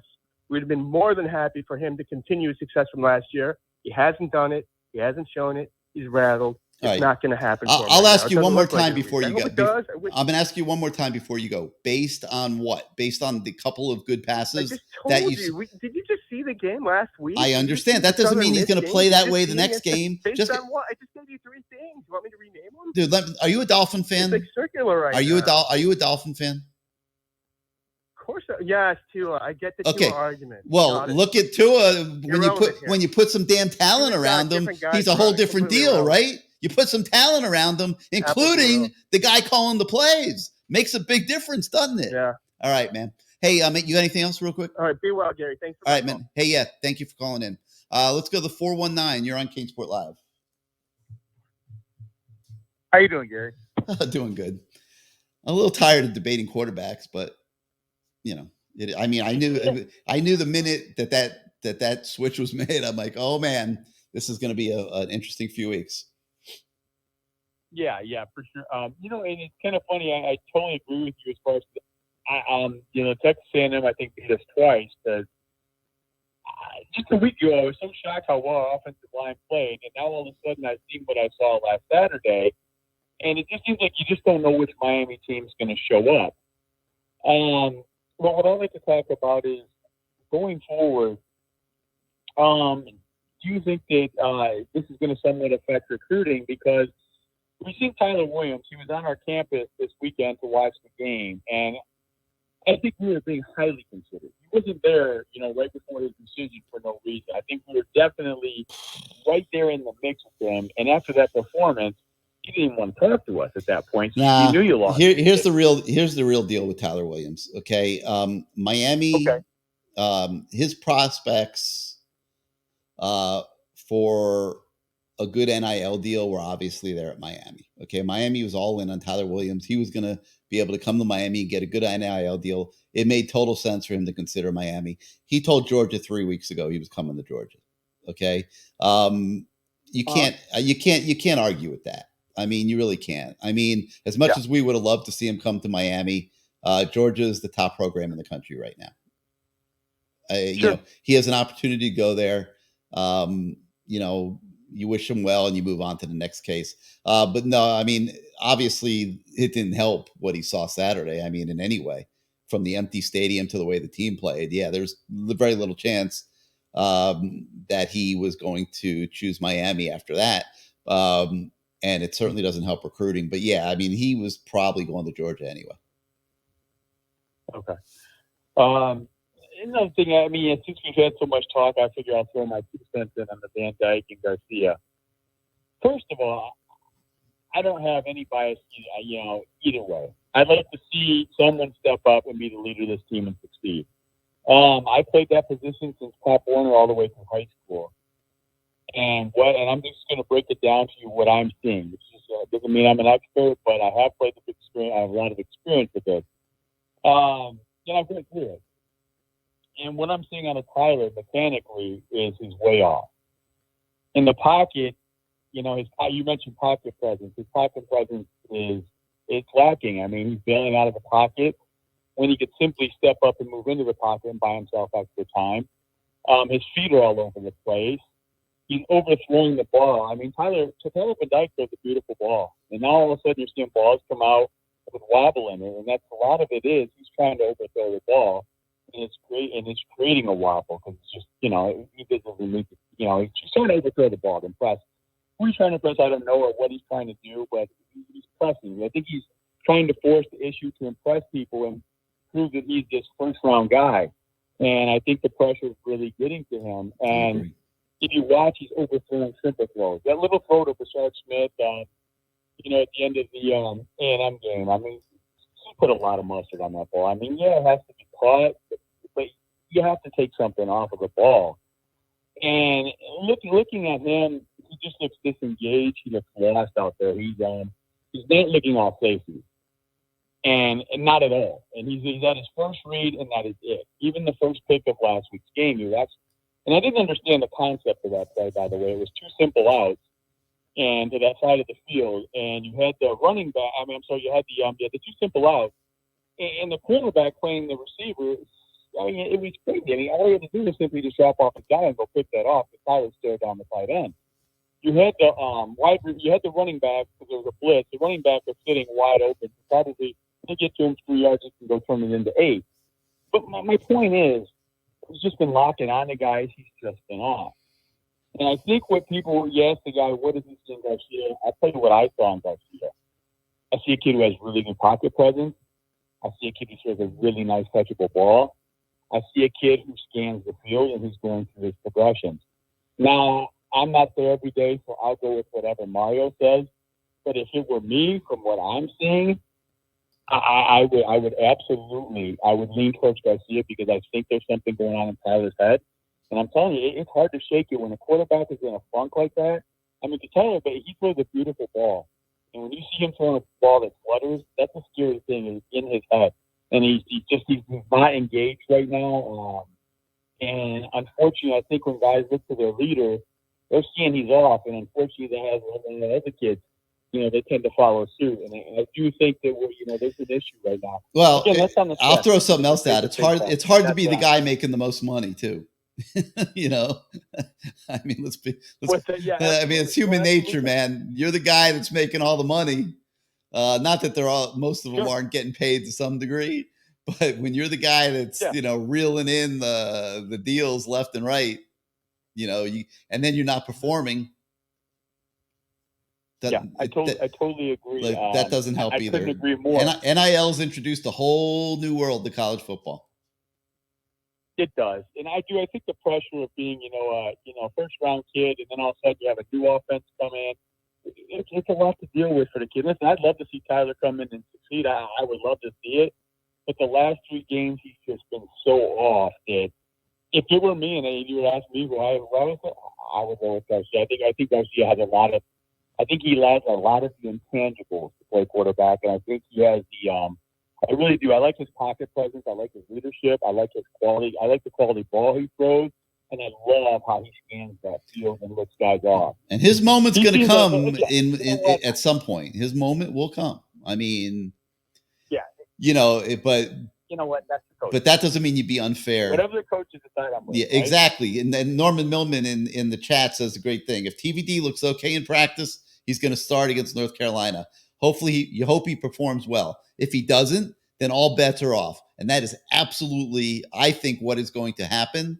And we'll see. I mean, if he can't get it straight in 2 weeks, and I'm not going to say, oh, it's so much pressure, blah, blah, blah, baloney. It's not too much pressure. You got to get your act together in these next 2 weeks. I don't care if you have to live in the indoor. Okay. I don't care if you're sleeping on a sleeping bag in the corner, and you have a rotation of receivers that are coming to throw with you and catch with you or whatever.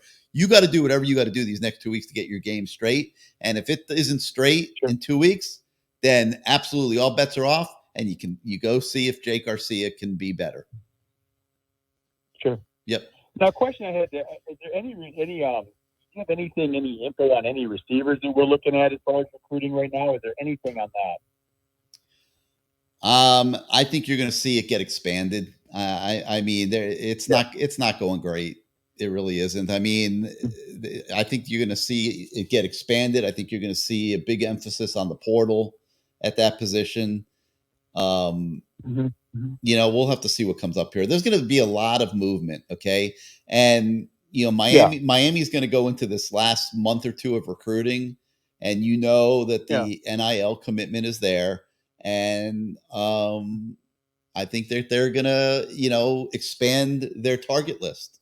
And I think there's gonna be a lot of movement in December, because it's one thing to tell kids, oh, we're gonna take care of you, NIL and all this, but when you're sitting there at the end of November and now you got to add up all the dollars, and then you got to say, oh, geez, do we have all this money? And everyone's not going to have all the money that they've promised. And there's going to be, there's going to be movement in December in all directions.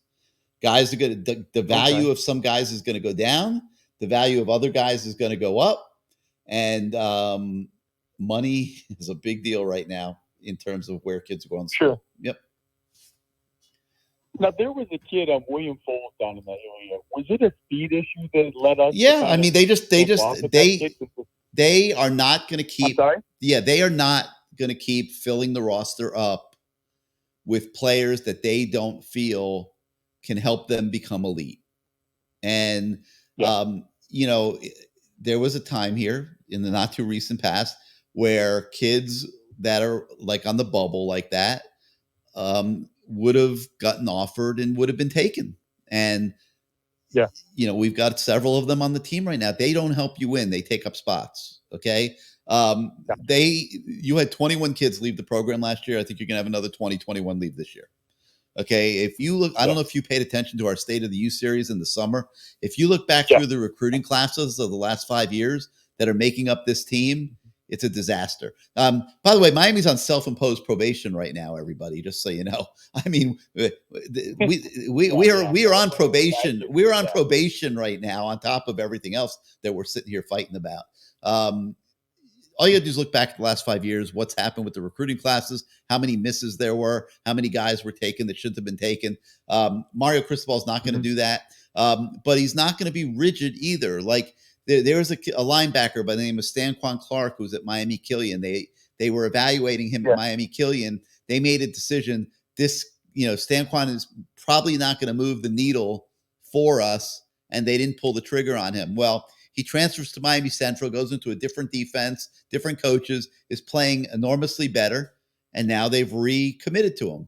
And they've said, okay, Stanquan, you've earned your way back onto our commit list if you want to be there. They are valuing their scholarships much greater than has been done in the past. They're running the program the way it's supposed to be run. Hopefully, at some point, we will start to see the results of that. Yeah. All right. That's all I have, Gary. Thanks for having me on again. All right, man. Thank you for being part of the show. 563-999-3550, 563-999-3550. Hit 1 on your keypad if you want to come on the show. Let's go to the 786. You're live on CaneSport Live. Hello. 786, you with us? Going once, going twice. All right. I just took a look in the green room, and I got a special guest sitting there who wants to do a little bit of advanced prep for the Lamar Thomas show tomorrow night, and that's the voice of the fan, Bruce Warner. And Bruce, I don't want you to use all your material up tonight, but give us some of your general thoughts on what you've been hearing this evening, and just your general overall viewpoints on what's going on with the program. Well, it's not easy, I'll tell you that. Reading the comments and the posts on CaneSport and these comments here on the board, it's incredible how many different opinions you get about the same thing that we all saw, which was really disgusting. It was horrible. But I want to address a few things. One, the last caller, he talked about pocket presence. He talked about locking in on one receiver, footwork, which we talked about that the other day on Lamar's show. We had Kelvin. So did anybody talk about any of these things last year about Van Dyke? I don't remember hearing any of this stuff. How could all of this happen in one off season? I could see if he was somewhat inaccurate, but all the rest of this stuff was okay. But it's all of these things. Where was this stuff last year? So new system, new coordinator, new quarterback coach, all your top offensive production out the door. Yep. And Restrepo. You lost all your running backs. You're down to your 5th running back. I mean, nothing's gone right. You lost your security blanket receiver in Restrepo. I mean, it's pretty obvious why what's happening is happening. No, but I don't agree, because what I just said to you has nothing to do with if they're open or if they're not open. If you're going to lock on one guy, that's got nothing to do with it. That means your first guy, if he's not open, you're screwed. And that didn't happen last year. I saw him checking down. Field, Bruce, how does it get through the practice field? I mean, like, that's stuff that has to be worked out on Green Tree. Yeah, you can't lock in on one guy. Like, you just can't. Okay. So and then I do agree on Van Dyke. I think if he doesn't practice well, he's not even going to start. And to me, that would be a statement from Mario. I gave you a chance in practice. You didn't do it. I can't put you in the game. I don't care how much I like you. Now, if he does do well in practice and some of these things are corrected, I do think he's going to start with a very, very short leash. That's my opinion on Van Dyke. I don't know what the hell happened to him, but it's a lot wrong. Yeah, it won't be a publicly stated short leash, obviously. No, of course not. There's no reason to do that. But listen, yeah, I mean, I agree. That's what I've been saying. I mean, everyone's mad at me, but like, that's exactly what I expect Mario to do. Give him an opportunity in practice to get himself right. I don't care if it means practicing 24 hours a day, sleeping in the indoor. Like I said, you do whatever you got to do to get your crap together, and you come out to practice and you play like the Tyler Van Dyke that we know you are. But I don't know if these things are correctable in 10 days. They are. It's in his head. Most of it's in his head. So let's talk about something else. Everybody, a lot of people complaining about, and you made comments that they were exhausted from the game. That's not an excuse. That's not an excuse. You know what? It is an excuse. I talked to at least 20 former players in the last 4 or 5 days, maybe more. Guys that have rings on their finger from playing at Miami. And you know what they told me? The week before and definitely the week after they played Florida State, they played like crap. That's just human nature. They're not machines. They're not robots. They're people. So when I talked to Leon and Russell and all the guys I know, they told me the same thing. They were flat as hell because they were so jacked up for Florida State. Sore. And you've been sore the whole week. That was, trust me, that program was a mash unit last week. And there were guys playing hurt the other day. And when you're sore and hurt and you're playing, and it's not an excuse because they're learning the hard way that you can't do this, but you're playing Middle Tennessee State and you're expecting to just walk through the motions and blow them out. It's hard to flip the switch when it's like, oh crap, we just spotted them 31 points. Look what happened to Miami when they played BC when they won the title. They almost lost that game up there. That was close. That was really a real team, though. That's but you have a lot of talent. It's still human nature, and some of the things. Gaddis, we heard what Kelvin said. I can't disagree. When I saw that defense the other day, they were in that box. And I thought of the Appalachian State game they played a few years ago on the road when they did the same thing to us. So what did Kaya do? Every 20 throws in a row, quick outs, get the ball, get those guys out of the box, get them spread out. They didn't do it. They kept on running the damn ball up the middle. They didn't do the tight end crossing routes. They don't throw any screens, all the things that you do when there's pressure coming from the middle. They didn't do it. Now, that's not a player's fault. That's Gaddis's fault. And I'm not going to change my opinion. I'm very worried about his play calling. So that's just my thoughts on him. Do you know what's going on with Rooster and Parrish? Are they going to play next week? Are they banged up or they're not even going to practice? Yeah, I think they'll both be back. I think they were pretty beat up, Yeah, we need those guys. You can't go with Franklin. They tried to go a little bit. Rooster clearly wasn't right. He fumbled, the first time he touched the ball, he just seems like an injury-prone guy. Cheney's another little running backs. They're small, they're small. And you're playing. They just played in a rough physical game. I mean, could Parrish have played any tougher and more physical in College Station? Yeah, and again, we try to analyze our talent, and you said it many times. We've said it on other shows. There's really nobody on our defense or our offense that scares anybody. The other team's offensive coordinator doesn't say, you better block this guy or else we're going to get killed. There isn't anybody like that. We don't have the talent level. I'm not going to sit here and blame it on Manny. That's the talent he brought. This is who Mario got. He's made some transfers. He's got some good players that are helping, but they're still not big names, big type. This is too soon for us to go 10-2, I think. And win the Coastal. Although, as far as I'm concerned, we could still win the Coastal. None of these teams are that good. No. We got to straighten out that quarterback spot. We brought this up the other day after the game. How is it that they play Texas A&M that tough and then they don't do it again the following week?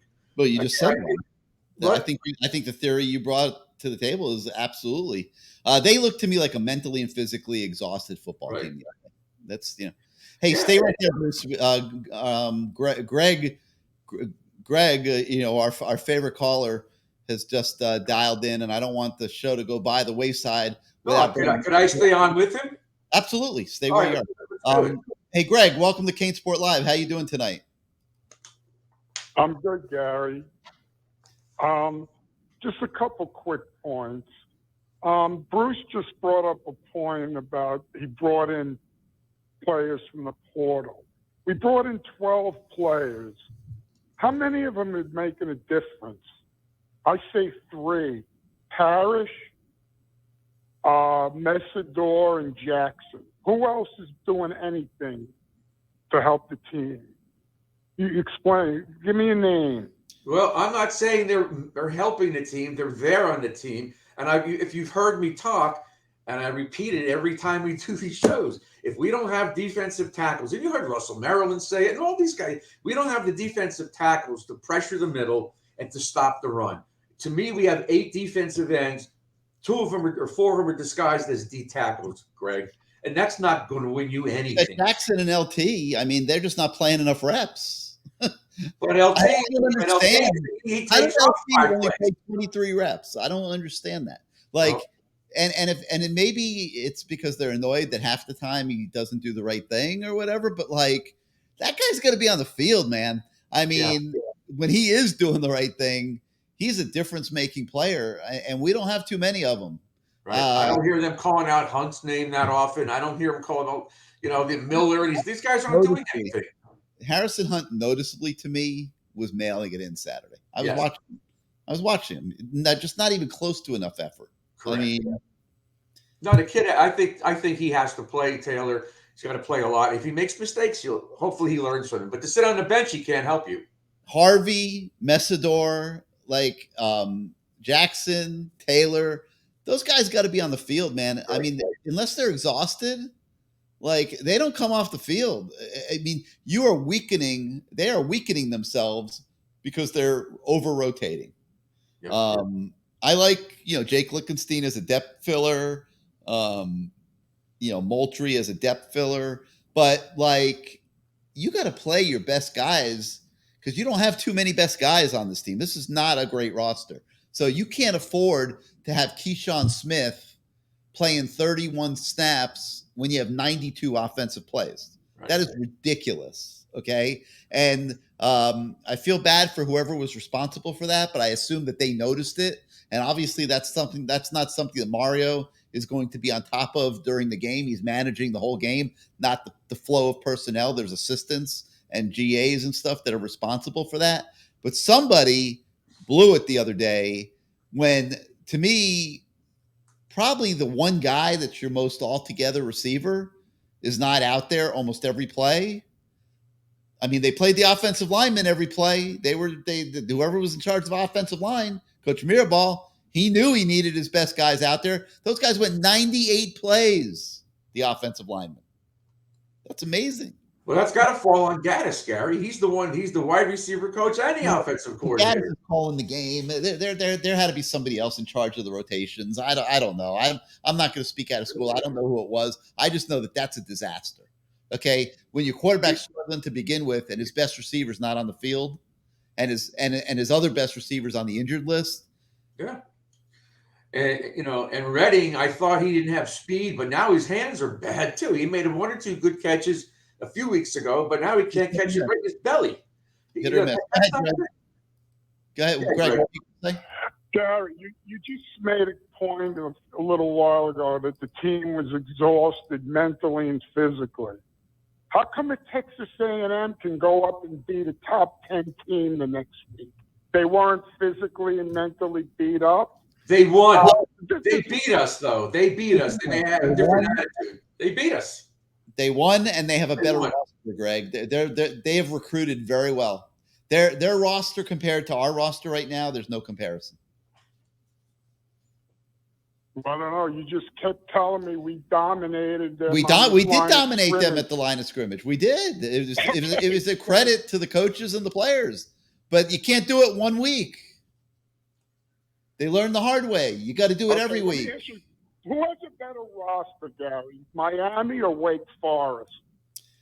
That's probably a tough call, man. What was the question? Who's better? Miami or Wake Forest? Wake Forest is pretty good. I put my money on Wake Forest if I had to. Wake Forest has been running their program way better.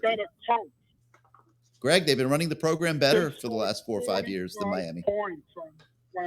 I'm going to rerun those.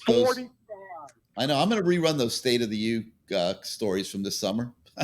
I mean, if you take a look at what went on here in recruiting the last 5 years, it'll answer.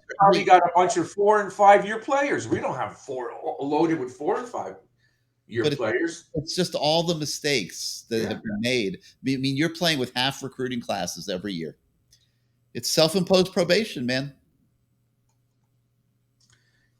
Okay, last year we were 5-3 in the Coastal Division. and we lost 3 games by 3 or less points. We could have won every game in the Coastal with the legendary Manny Diaz at the helm. What is the excuse going to be this year? Hopefully there won't be an excuse. Hopefully they figure it out pretty quick here. They got 2 weeks. Well, Greg, do you agree that if they don't beat North Carolina, they're finished in the ACC? I totally agree. Yeah. Absolutely. I'll tell you this, though, you guys. Pitt has a real pussy schedule. They don't play Clemson. They don't play Wake. They don't play NC State. I don't think they play Florida State. So they really have nobody. And if we're not within 1 game of them and we play in the last game of the season, we're not going to win it. So we have to beat North Carolina, and we have to run the table. If we lose to Clemson, we could still beat Pitt and win the Coastal. So we can't slip up. It starts – our ACC title game, you guys, is a week from Saturday, not in December. We don't win that game, we're history. Do you agree? All right. One last point. If Tyler Van Dyke goes into the transfer portal, does he have to give back the NIL money? If he can't honor the contracts. But my guess is he'll get NIL money at his new destination too. So let's take one day at a time, man. Right now, let's hope he gets his crap together and wins. Pittsburgh plays Georgia Tech, Virginia Tech, Louisville, UNC, Syracuse, Virginia, Duke, and Miami. That's what I said. Yeah. I looked at it. That's nothing. They might as well play Piper High School. Yeah, they got a pretty easy path. Yeah, we can't afford to lose anybody. If we lose to Clemson, we can't lose any more games. Yeah, I agree. Because I don't think they're going to lose to these teams. All right, they're horrible. All right, Greg. Good talking to you. Thanks for calling in, Nice man. talking to you. Yep, you got it. All right, last call for phone calls tonight. 563-999-3550, 563-999-3550. Hit the 1 on your keypad if you want to come on the show. Last call for phone calls. So Bruce, you'll be back tomorrow night for the Lamar Thomas show, but any parting thoughts for this evening? I mean, I know who Lamar has tomorrow. I know who he's got, but it's just every day I keep looking at CaneSport and I keep reading things, and it's hard sometimes to believe that this happened. We are not prepared for this, not the way it happened. So I'm still in a state of shock, and it's been 3 or 4 days already.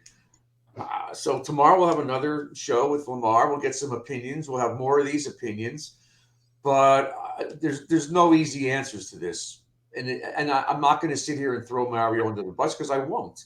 No, but I think he's he'll be the first to say it starts with him. He's not looking to deflect. He's not looking to scapegoat his coaches. He's not looking to scapegoat his players.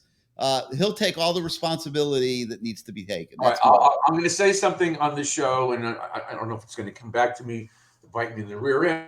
I did that book signing thing with Leon a few weeks ago. Leon told me that he spoke to Mario. Mario was like, "Oh my God. That's what he said.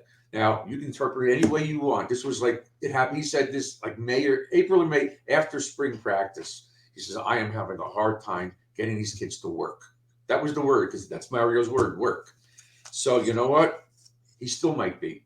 And it's not so far-fetched to see what happened the other day, especially coming off the A&M game, that they weren't mentally into it. This is not the old Miami team. You walk out in the field, even if you're flat, you still beat these guys. We've had those problems before over the years, but this is something else. I don't know if they buy in yet. There may be a certain faction that do, but the rest of them just aren't good enough to play at Miami.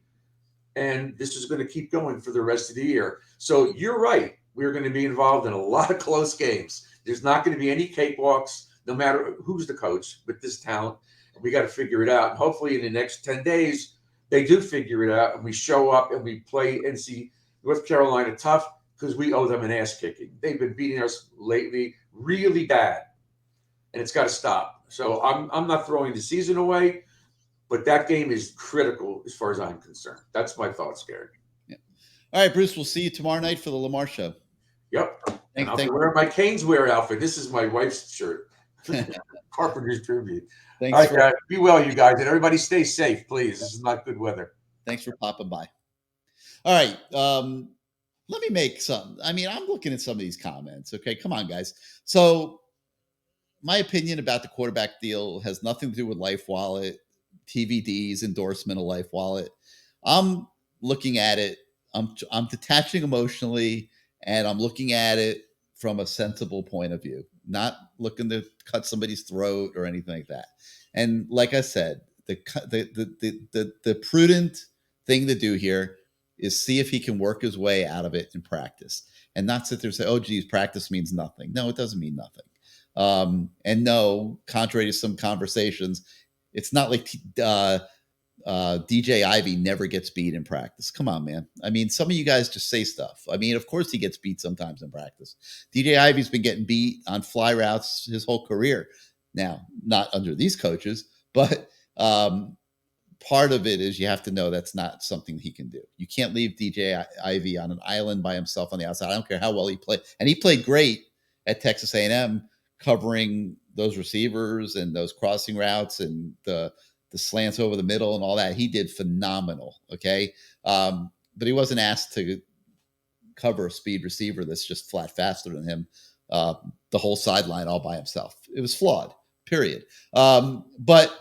But no, I just, my opinions are based on just what I think the sensible thing for them to do moving forward. And I understand the anger. I know how mad everybody is. And you were blindsided on Saturday. You felt that with this new regime in place, that things were going to be significantly better, and you were not going to have to experience what you experienced Saturday. 100%, you are 100% right for feeling the way you feel. But it doesn't mean that you cut off a 20-year-old kid's neck for it. You have to give, this kid is a talented player. He's a talented kid. The outside world, like I said, sees him as the most talented quarterback that you've seen at Miami in a long time in terms of potential to play in the National Football League. You have to give him a chance to get it right. If you can't do it, you move on, period. You don't wait forever. 2 weeks is plenty of time. 2 weeks is like 2 years in this world, okay? 2 weeks is a very fair amount of time to get your head screwed on straight, put in the extra time in the film room, put in the extra time with your coaches, make sure you know what you're supposed to do on every play that's in the game plan for North Carolina, be a leader, get the receivers together for extra work, and come into that game like it's the damn Super Bowl, okay? And I think he will get the opportunity to do that.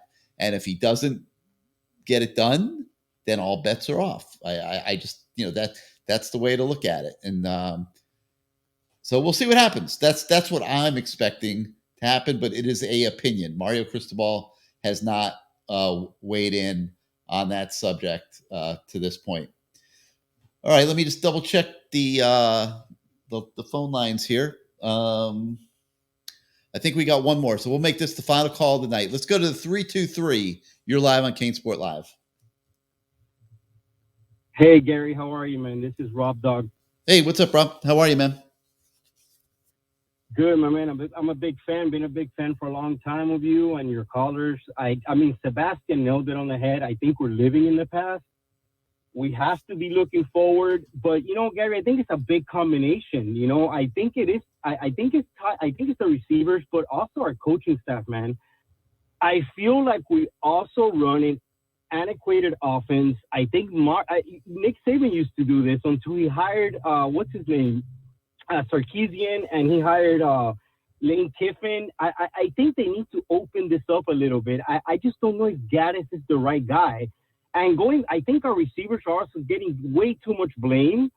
I know they're dropping balls, but who's our wide receivers coach? It's Gaddis, right? So these kids are not being taught in practice. Are they looking at the right direction? Are they catching with their hands? Are they? I just think it's a mess right now, our offense, and I do blame it more on the coaches than anything else. Does Middle Tennessee State have more talent than us? A wide receiver?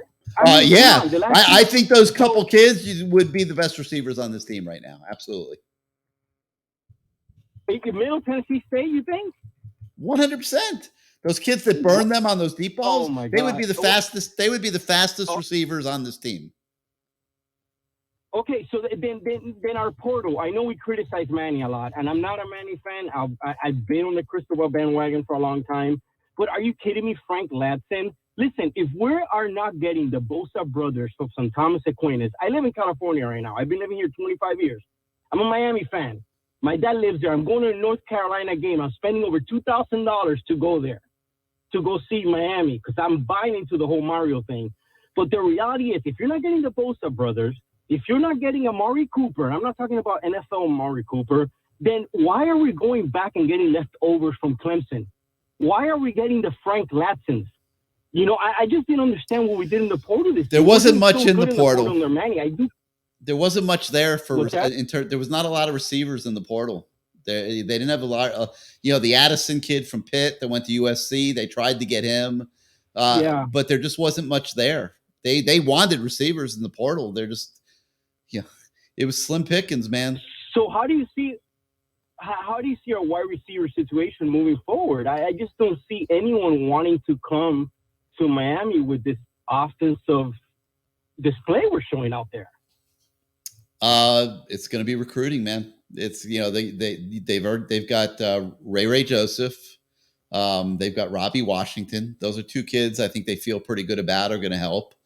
And they got to find a few more and then try to get a few more than that in the portal. Try to bring 6 new receivers into the program. I mean, I'm just so hurt that we lose these 2 Williams kids. I'm just like, I don't even know, man. I know, I'm man. It trying hurts. to not. It's just I don't even know what to say. Anyways, I'm gonna let you go. I know you had a long night. I'm a huge fan. I'm gonna be calling more often, and I think Sebastian nailed it on the head, man. We got to stop looking backwards and start looking forward, man. Let's stop putting too much hype on this thing right now. This was happening with Miami Dolphins too. They win 3 games now. People want to crown them. Well, I think people just need to chill for a second. and look what happens when you inject some talent. I mean, like with Tua, like all of a sudden you give him 2 All-Pro receivers. Wow! Now all of a sudden they're saying he's as good as just about any quarterback other than the top couple in the NFL. I mean, he's the talk of the league right now. And I do agree with that. That's why I want to win these games coming up, because I did see that IMG Academy game and I saw some of the guys we have that we've recruited and our O-line guy and our tight end Riley, and they looked pretty good out there last week. So I really don't want to lose any of these kids moving forward, man. We got to win some ball games. Yeah. All right, man. Thank you for calling in. Do it again. All right, Gary. You got it. For sure, man. You have a great night, buddy. You got it. And thank you for the nice words. E. Taylor.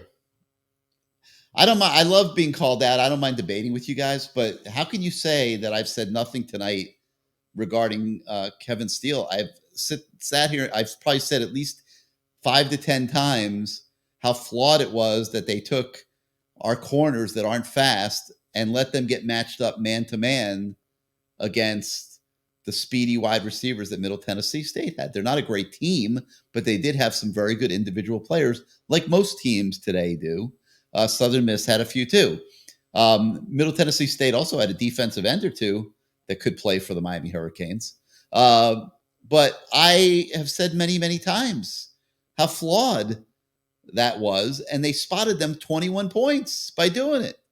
I mean, like, I'm not quite sure, what you're looking for. So anyway, just thought I'd address that real quick here as well. Let's see. I think we've pretty much covered it all. So that's going to do it for the show for tonight. We'll be back tomorrow night with the Lamar Thomas Show. That should be fun and interesting as well. And we'll keep talking about all these issues and see how the off week continues to progress and get into North Carolina game week next week. So thank you to everybody that called in and participated tonight. We'll see you tomorrow night on the Lamar Thomas Show. Have a great night, everybody.